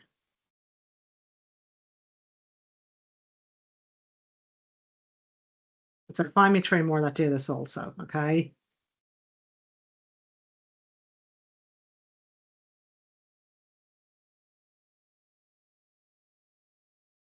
Thinking. Okay, here are 3 additional papers. So it's interesting because it did say they were the papers that did what I asked it to do. They were the selection criteria. So that again is, we can see that there. So I'm asking, why did you choose these papers? So, we can set inclusion or exclusion criteria. We can ask what inclusion or selection criteria did it use. Why those 3? I'm asking it to find me 3 more. It's given me 3 more. They complement the first 3. So we can see again how important our prompting is and what some of the features of these different tools are. So Elissa can be really good for summarizing papers, but also for actually identifying key literature and then providing, that table form. So it's not giving us a table form for the output when we're saying, here are 3 papers, summarize them. But if we're asking, let's go back to our, this is kind of our home screen for elicit. So we can do research agent, report, systematic review. That's a paid tool that you need to pay for. Find papers, chat with papers, extract data. So extracting data from particular papers, again, that's a paid feature. So the things that we have done in our training here is we did that methodological grouping where I gave it the 3 papers, and then that more recent one where I actually asked you to find me key papers. Okay, before we move on from that, does anyone have any quick questions or comments?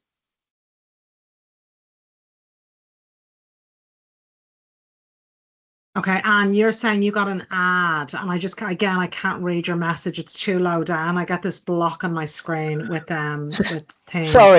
Sorry, no, not at all. Sorry, my apologies.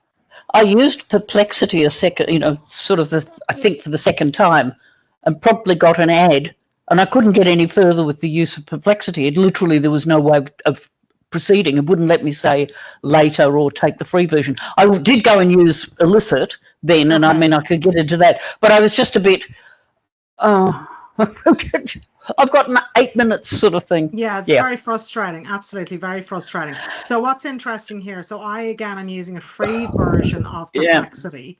So let's say if I want to go into a new thread, so I'm not getting that ad. So let's say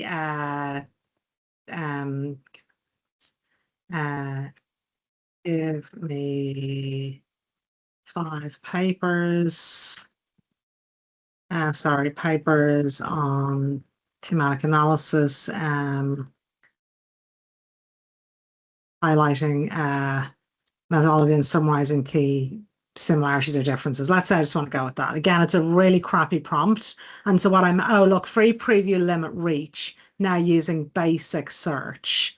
So again, it's trying to sell me something else. This is why, as I said, I personally would recommend thinking about the kind of work that you're doing, and maybe if you would feel it would be useful, choosing one and paying for. I pay for ChatGPT because that suits the kind of function that I often want to use AI for. You could also think, well, at the moment I'm doing a literature review, so what particular tool is going to be most useful? and maybe pay for pay for a subscription for, a month or 6 weeks or 3 months, whatever it is.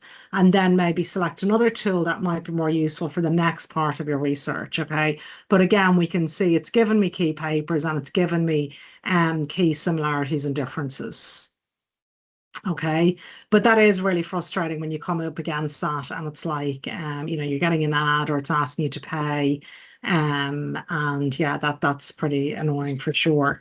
Okay, and what we can see as well is over time that the free features are kind of less and less, and we're always being encouraged to pay for things, but just try and, maybe limit the amount of things that you are paying for, because it certainly all adds up. We're just going to look now at exploring relationships and gaps. And when we're thinking about relationships and gaps, obviously we want to go beyond description. We want to be able to identify how studies relate, where tensions exist and what's missing. Okay, so moving beyond surface level grouping to analyze how different studies interact, align, or challenge one another. So we can use AI here to help us identify, theoretical tensions, methodological contrasts, or differing interpretations of similar topics.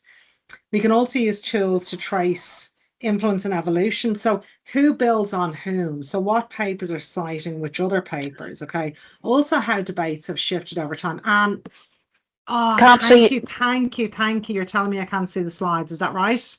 Yes. Thank you so much. See, everyone else is asleep. Anne, what would I do without you? My goodness. Fantastic. See, I was just testing people to see if anyone was awake. I'm joking. But thank you. That's fantastic. Really appreciate you letting me know. Okay, so thinking about, as I said, the evolution and the influence of different papers on each other. So who builds on whom, how debates have shifted over time. It can really help us highlight areas of consensus and disagreement, so as well as absences or more marginalized perspectives. So we can use AI here to support the development of a critical stance. So how does what you're doing and your review of the literature maybe extend, challenge, or reframe existing knowledge? So what can you kind of add to, and what can you notice through the work that you're doing? Okay, so if you are indeed doing a literature review as part of a piece of research, this can really help you position your research within broader scholarly conversations. Okay, so justifying the relevance of your work and justifying the contribution of your work. Okay, so we're going to have a look at Research Rabbit in a moment. So let me just go to the next slide. So AI tools for exploring relationships and gaps. So the one that's most commonly used, and I think is an incredible tool, is Research Rabbit. So this is for visual citation, discovery, and paper mapping. It's really good for citation network exploration, also forward and backward tracing. Okay, so who has been traced, who is tracing who.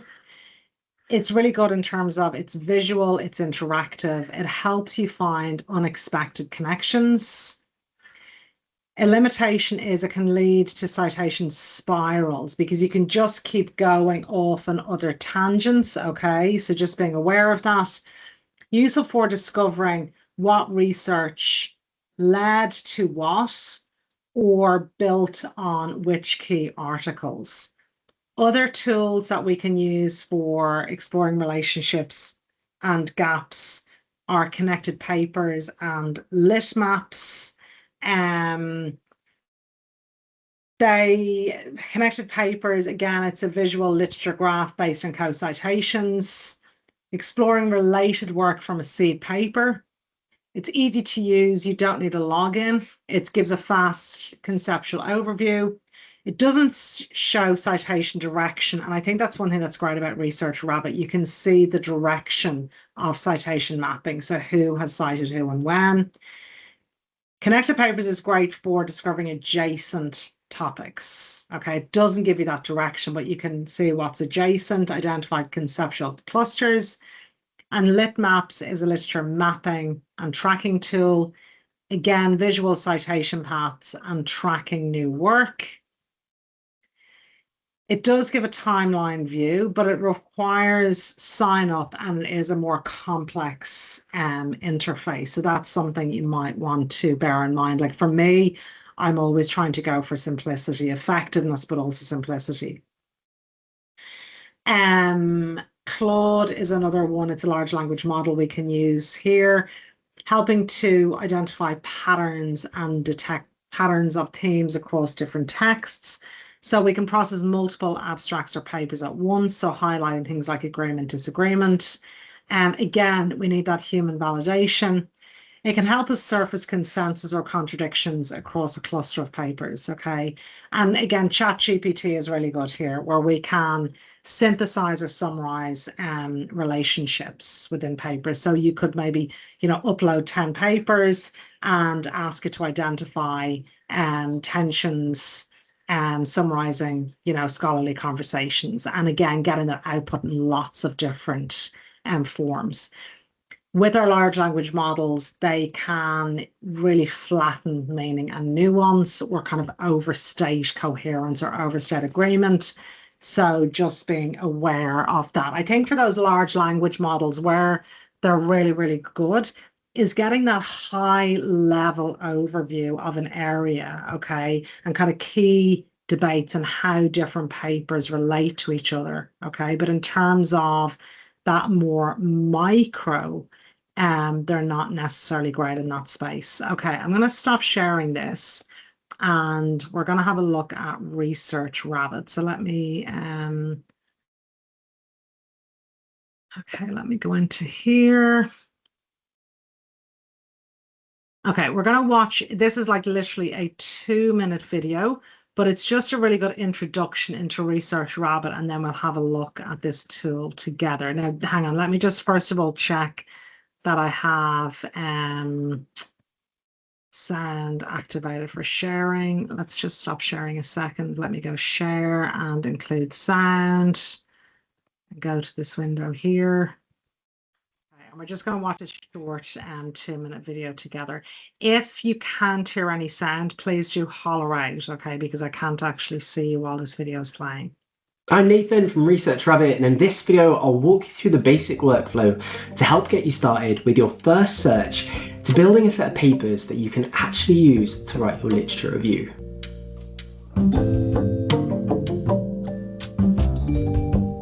Everything starts in the search box, so you can enter a keyword, paste in a DOI, or search by paper title. So I'll start with a keyword here. Once the search runs, you'll see two things. So firstly, a list of papers and a visual map. At this stage, you're just looking for a few good starting papers. So I usually check the title, publication date, and the citation count. If I'm unsure, I'll quickly skim the abstract or open the source. When you find one or two papers, select them and run the search again. Now these become your seed papers. Rabbit uses them to find other papers that are closely related through shared references and citations. Now, each dot represents a paper, and the connections show how those papers cite one another. So this helps you understand how research in a field fits together instead of working through the results one by one. From here, the map really starts to grow. You can spot influential papers, as well as newer work that might not have many citations yet. As you go, you can save papers to your library and organise them into collections, for example, by topic or project. This helps keep everything structured as your reading list grows. Over time, the more you save, the more focused your recommendations become. And this is how you move from a broad search to a clear set of useful papers. By the end, you'll have an organised library that you can return to, take notes on, and use when you start writing. That's the basic workflow in Research Rabbit, and it's the foundation for everything else that you can do on the platform. Okay, amazing. Okay, so I'm just going to close that window down and let us go into our Research Rabbit. So can everyone see this? Yeah, can I just get a yes? Everyone can see my Research Rabbit? Yes. Right, fantastic. What I really like, there's lots of things I really like about Research Rabbit. One of the things is, if you can see the little rabbit up here in the top and the little holes, okay, every time, like when you're within a search and you're doing something else, a new whole form. So you can kind of see how many iterations a search has had. And so, you know, it's easy when we're doing this kind of work to start to feel maybe a bit overwhelmed or, oh God, hang on a second, where exactly am I? So it's really easy to scroll back to a previous, so this is the first iteration of this particular search, okay? But I just wanted to show you that you can kind of flick through and see the different stages in a search. So let's get out of that and let's go into what our nice research rabbit man was just talking about. And let's finish that. Discard unsaved articles. So let's just go, yeah, leave it out saving. That's fine. This is where he started off. Okay, so get started. So here you're going to put in a title, a DOI, or a keyword for your search. Okay, so you can put in any paper that that you're interested in. Let's, for ease sake, let me pop in, let's see, let's pop in this paper here that is about the use of AI in reflexive qualitative research, which I mentioned at the beginning. They're very incompatible because philosophically or epistemologically, they're coming from two very different positions. So let's search that paper. So our little rabbit is running along there.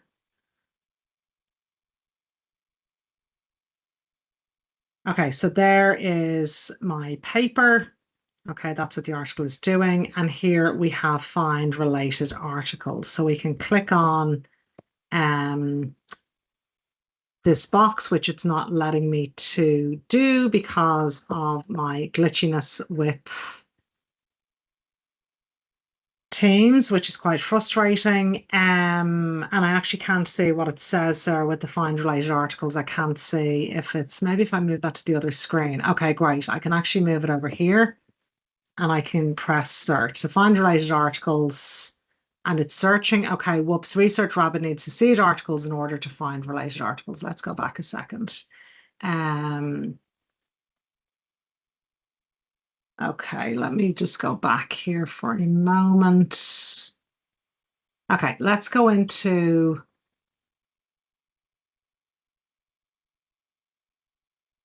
let me just search this again. Let's go to, sorry about this, just give me one moment. I'm going to finish that and I'm going to start this again so I can see everything here on the one screen. Okay.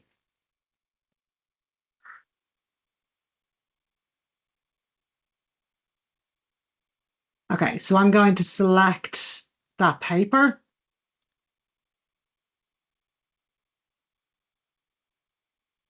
Okay, so we have different collections. So what we can do is we can create a new collection. Okay, so a collection is like a personal library or folder where you save and organize papers that you're exploring. So I'm going to save that. I've got a folder here called RTA, which is Reflexive Thematic Analysis. I'm going to save that into that folder there. Okay, so I've saved it into that folder. And it's telling me the citation information is missing, so I cannot do a deep dive on that. So it hasn't got the URL, it hasn't got a publication title. It's a very new paper, so probably not a great example for us to use, but let's go into our library here. So what we might do is, let's say if I go into my reflexive thematic analysis folder here, and let's say that I want to search from my collections. This is my collection. It's my reflexive thematic analysis collection. Let's say if I want to select this paper here. Okay, so it's doing a deeper dive on this paper. So as we can see here, this paper was actually in the top 10 most cited papers of the 20th century, would you believe? And it's currently number 3 in the most cited academic papers of the 21st century. So this paper has been cited 157,000 times. So we don't want to click on that because that might be so overwhelming. Maybe what we'll do is we'll have a look at the references from that paper. So if we click on the references, what we can see here is, so that's our seed paper, okay?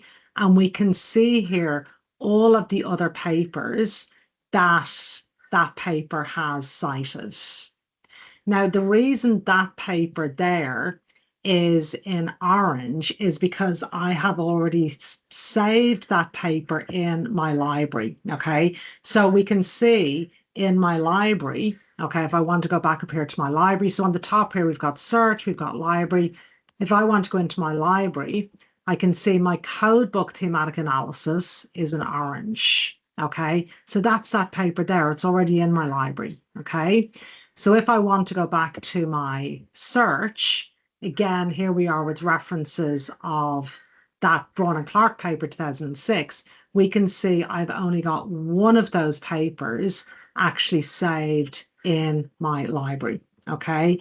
If we want to look at this paper here, that paper has 3.3 thousand similar papers. So let's imagine we want to deep dive on that paper, okay?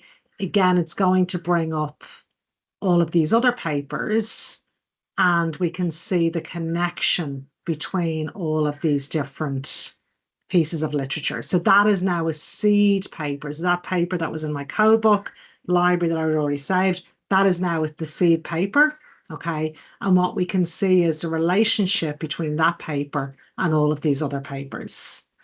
So we can move backwards, we can move forwards, as in we can see who that paper has cited, we can see who has cited that paper. I'm not sure if people have already set up Research Rabbit, and if people would like to have an opportunity maybe to have a quick go using this. Have people got Research Rabbit set up? Can I get maybe a thumbs up if people have?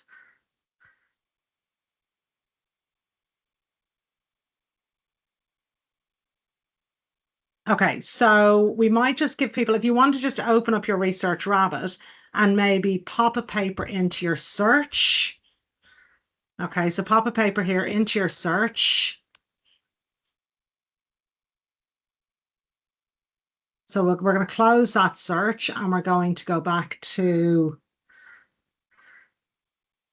we're going to finish that search and go back to a new search and pop a paper in that search engine there, okay?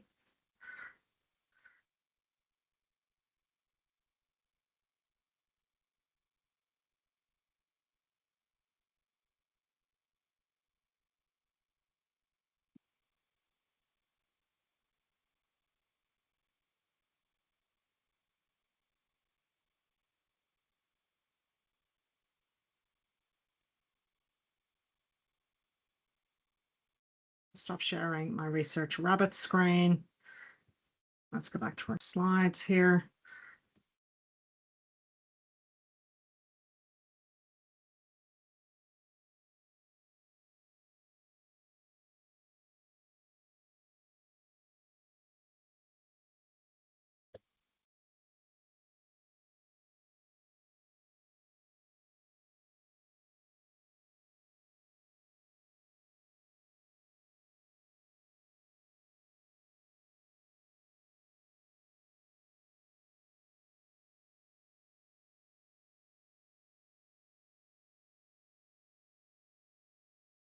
Okay, now I know I haven't given you a great deal of time, but I'd love to hear how people are going with this. So maybe anyone who hasn't used Research Rabbit before, yeah, just how is this activity going for you?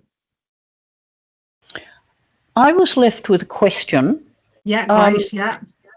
When looking at the visual presentation of the results, so the network diagram, does the placement and the length of the circles, the nodes, and the strings attaching them, do they have meaning? That's such a great question, and I'm not necessarily sure. Would you like to share your screen? Well, let me stop sharing mine. If you can for any reason, that's totally fine. No, that's fine. And it's funny when you say it, it's such an obvious question, but it's actually not something I've thought about before. Okay, you should be able to see my Here we go. Yeah. Yep. Okay. So I'm just about to switch through to, so that's the article, and there's the diagram. So It's can you see blank that? at the moment. I can't see anything yet. Oh, okay. It's allowing me to zoom in and out for some reason on the, but I actually can't see anything. Oh. No, it says it's sharing your screen, but it's just blank. Okay. Share. That's okay. I can just share my screen because it's Yep, still yep. it's still Research Rabbit. So what I would imagine is it's based on the chronology, as in how far, or let's just go into my library. So let's just go in. Let's look back at this paper here, and let's say we want something similar, and we're looking at. So we have so Anne, your question was around the length of the lines, yeah? The length of the lines, but also the positioning of the nodes. So you're saying the length of the lines is chronological. That makes sense. Well, So, look, I would but imagine so. That would make sense to me. But in saying that, we can see this paper here is 2006. We can see that paper there is 2006. yeah, so that's, yeah. Leave it It's all with me right. for a moment. Yeah, so you Yep. go. Yep. All good. Okay, so the length of the lines, and when you say about the nodes, do you mean the positioning of the nodes?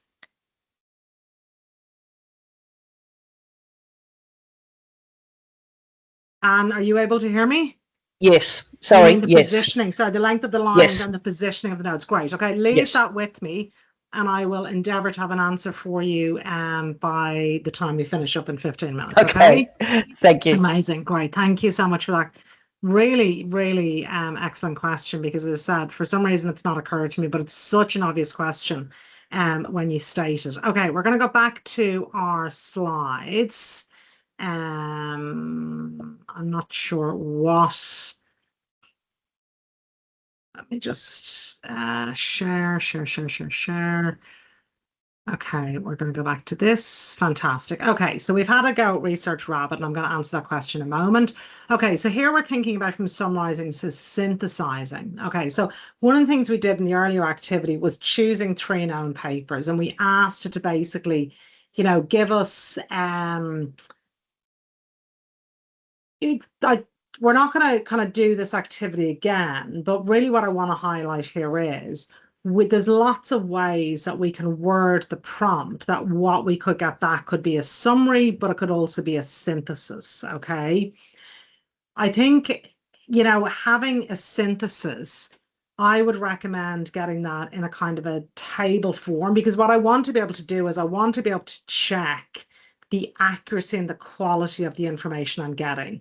If the large language model is giving me a synthesis that is kind of written in paragraphs, it's much harder for me to discern what is what and kind of pull that apart. Okay, so if you're getting it to synthesize, make sure it's, again, what you need to be clear on is you are accountable for any outputs that you create. Okay, like I'm not aware of people, I'm not sure if people are aware of what happened earlier this year or late last year with Deloitte. So Deloitte was asked to do, it was a report for one of the government departments. It produced this report. It was paid a lot of money, like $400,000 or something insane. Anyway, it was paid a lot of money. It produced this report, sent the report to government. There was an academic who was sitting down with the report, and there was a particular piece of case law that was referenced. And the academic is thinking, that doesn't sound right. That's really weird. I'm going to have a look into this. There was a number of fabricated references in this report. Okay. And so if you are putting together something as part of your research, and if there are inaccuracies in it, what I would suggest is that it damages the credibility of everything you're saying. Okay. Like if I'm engaging with something and I find something that's a fabrication, it's really going to impact on. So your findings could be amazing, right? And your research could be like so interesting. But if there is fabrications in it, it's really going to not just damage your literature review or introduction, it's going to damage the credibility of all of your work. Okay. So, you know, remembering there's lots of ways that we can use our AI, we can get it to synthesize, we can get it to summarize, but just making sure any output, you're getting the output in a way that enables you to check the accuracy, that you have that critical oversight and interpretation. Okay. So also think about it in terms of iterations. You know, the first iteration you get might be, it's really kind of basic, but it's in a way that is easy for you to kind of really discern what's what, easy for you to digest, easy for you to critically engage with it more. Okay. Then you might work towards a light synthesis. Then you might work towards a more integrated synthesis. So again, what we're talking here about is a back and forth conversation, a number of iterations. Okay. And avoiding that thing of getting output and thinking, yeah, that's it. We need to be checking. So exactly as you would with an assistant, okay? So remembering that we can get it to summarize, but we can also get it to synthesize, okay? With our synthesis, we might find our synthesis feels weak or could feel generic. Thinking about interpretive decisions you need to make to deepen the synthesis, okay?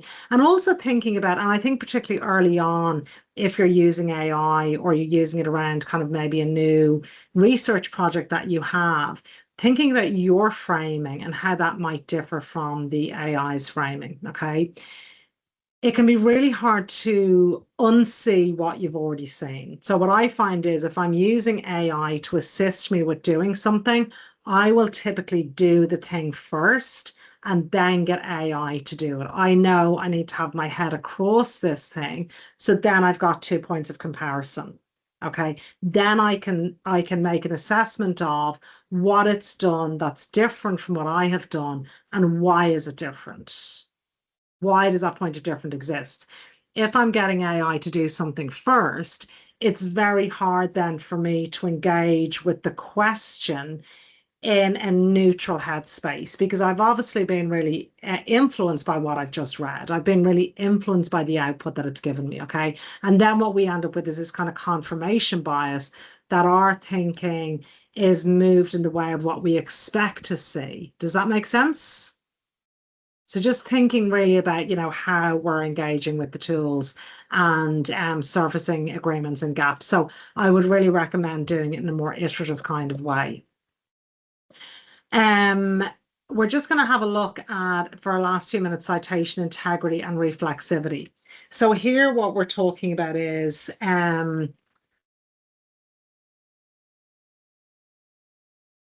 making sure, obviously, that there's accuracy with what we're doing and ensuring that we have that interpretive accountability, like so incredibly important, because we obviously don't want to be damaging the integrity of our work or our reputation as researchers. So here we're focusing on verifying the accuracy, existence, and relevance of all citations, okay, especially those AI has suggested. Making sure we are cross-checking references manually to avoid fabricated or misrepresented sources. This also encourages us to reflect on how AI tools, search choices, and our researcher positionality shape citation patterns. So think about this as being kind of, you know, an ethical practice and thinking about, you know, who gets cited, why particular people might get cited, and also thinking about things like, you know, values within research or potentially power dynamics within particular fields. So we're using AI-generated outputs as scaffolds, not as substitutes, okay? So we're making sure, again, we're preserving our interpretive voice as researchers.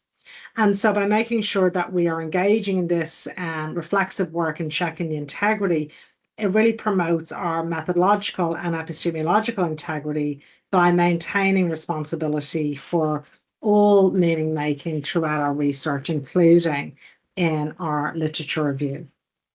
So looking at the different tools that we can use for citation integrity and reflexivity. So Claude could be quite useful here. So we've already talked about this. So useful for surfacing consensus or contradictions across a cluster of papers. Cite, which is a really useful tool, which we're going to have a look at in a moment. That can be great for citation analysis and verification. So validating citations, also checking the strengths of claims. And what CITE does is it can flag for us disrupted or supported citations, and it provides real publication links. The free access is limited in what it can do. It's not comprehensive across different disciplines. So I would be checking your discipline and whether CITE is a comprehensive tool for your discipline. It tends to be very biomedical focused. Okay, so it's useful for checking citation integrity and checking and verifying AI generated references. Google Scholar, obviously everyone knows how to use this. It's, you know, incredibly accessible. Using it for so our academic search engine, so verifying citations, finding real sources. It's free, it's comprehensive, it's user friendly, no advanced filters. It cannot automate synthesis, which is another limitation. Making sure you double check AI citations and tracing original articles. So Google Scholar is really, really easy for this. I'm just going to post into the chat. So there was a short CITE video that I was going to watch with you. I'm not going to do that, but I am going to post into the group chat. So just in case you do have somewhere to be by, you know, on the hour, which will be 2 p.m. for me, I don't want to keep people, but I do want to post that in the group chat. So that's a how to use CITE video. So this is by one of the builders of CITE.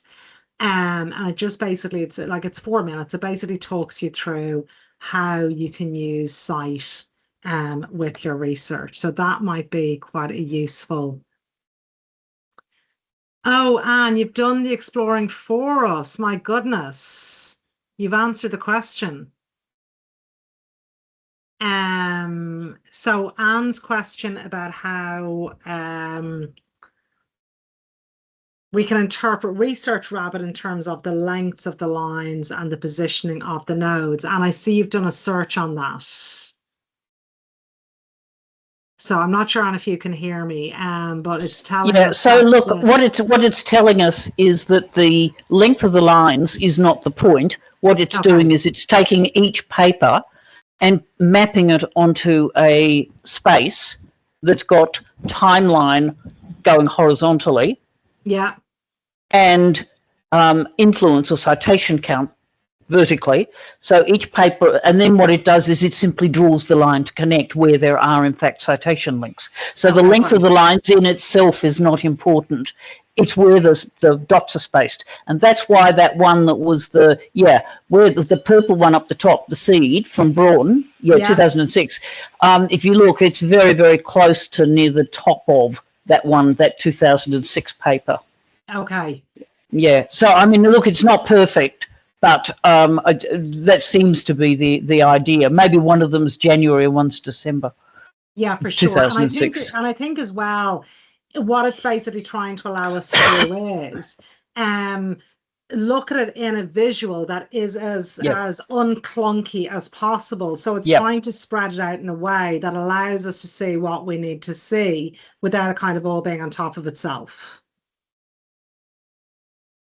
Awesome. Thank you so much. That's really helpful. I really appreciate you doing that for us. Thank you so much. We're going to go back to share, and we're just going to go back here to our slides just to get through this last little bit. Okay, so there are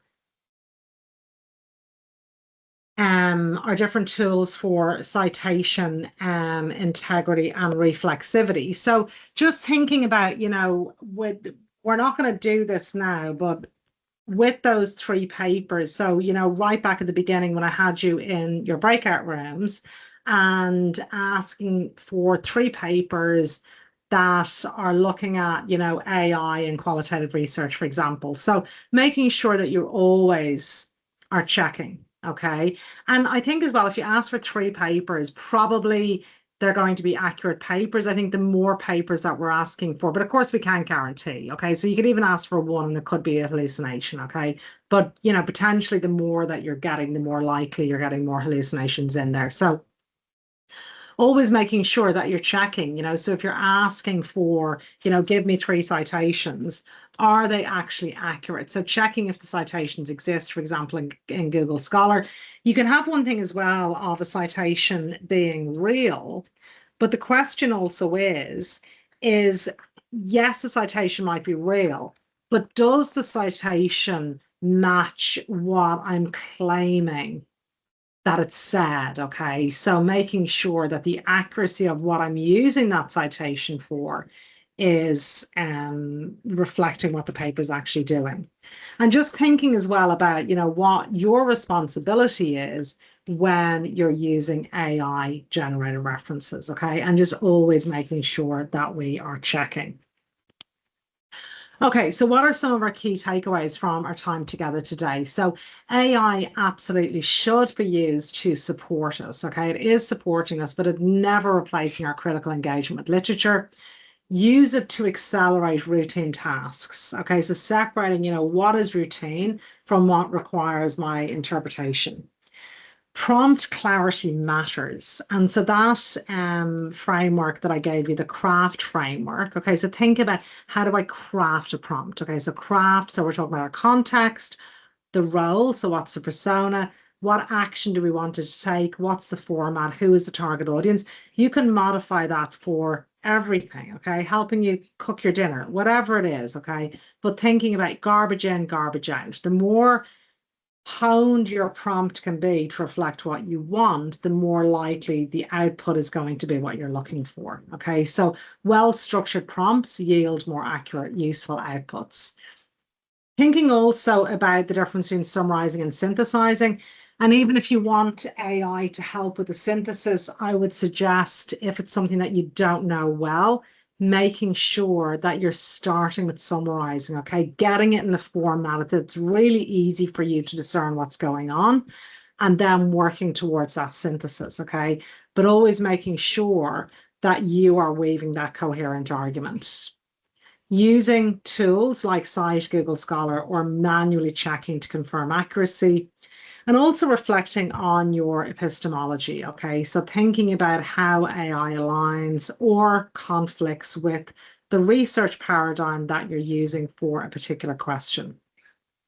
Making sure you're always maintaining your judgment, your reflexivity, and your accountability, okay? So, who's in the driver's seat? So even with your assistant here helping you, making sure that you're always in the driving seat with the work that you're doing. So it's been absolutely my pleasure. I hope you found the session today useful. My name is Claire. The QR code there is for me on LinkedIn. So if you would like to stay connected and you use LinkedIn, yeah, feel free to send me a connection request. There's lots of other training I deliver. There's also, the details up there. You can feel free to have a look on my website, or, feel free to contact me. Yeah, as I said, I hope you found the session today useful. I hope it gave you some food for thought. You will get access to the slides, of course, and the recording. And I do hope that we get to work together again. So thank you so much. What we might just ask people to do before they finish up, maybe if you'd like to just type in the chat box one key takeaway from our training today. So just anything that you're taking with you from our time together. Okay, forming prompting, for example, excellent. The importance of prompt clarity, yeah. Ontology and epistemology, great. Don't just rely on ChatGPT. Yeah, and just thinking about, and when we're thinking about tools, asking yourself, what is the right tool for the job? So let's say, you're not going to butter a piece of toast with an axe, you're going to choose a butter knife, okay? You're not going to try and cut down a tree with a butter knife, you're going to choose an axe. So thinking about, what is the job I'm doing, and therefore choosing the appropriate tool. And so what that requires you to do is it requires you to slow down at the beginning and really think about what you want, what you're needing. And that means that you will get better results, okay? So before we immediately reach for AI to help us with something, slow it right down, think about that craft, okay? How am I crafting? What's my question? And then what tool is going to be the best tool for me to answer that particular question? Okay, amazing. Thank you so much. I'll end the session now. Thank you so much, everyone, for your time. And yeah, I hope to see you all again. I really appreciate it, and good luck, everyone, with your research. Thank you so much.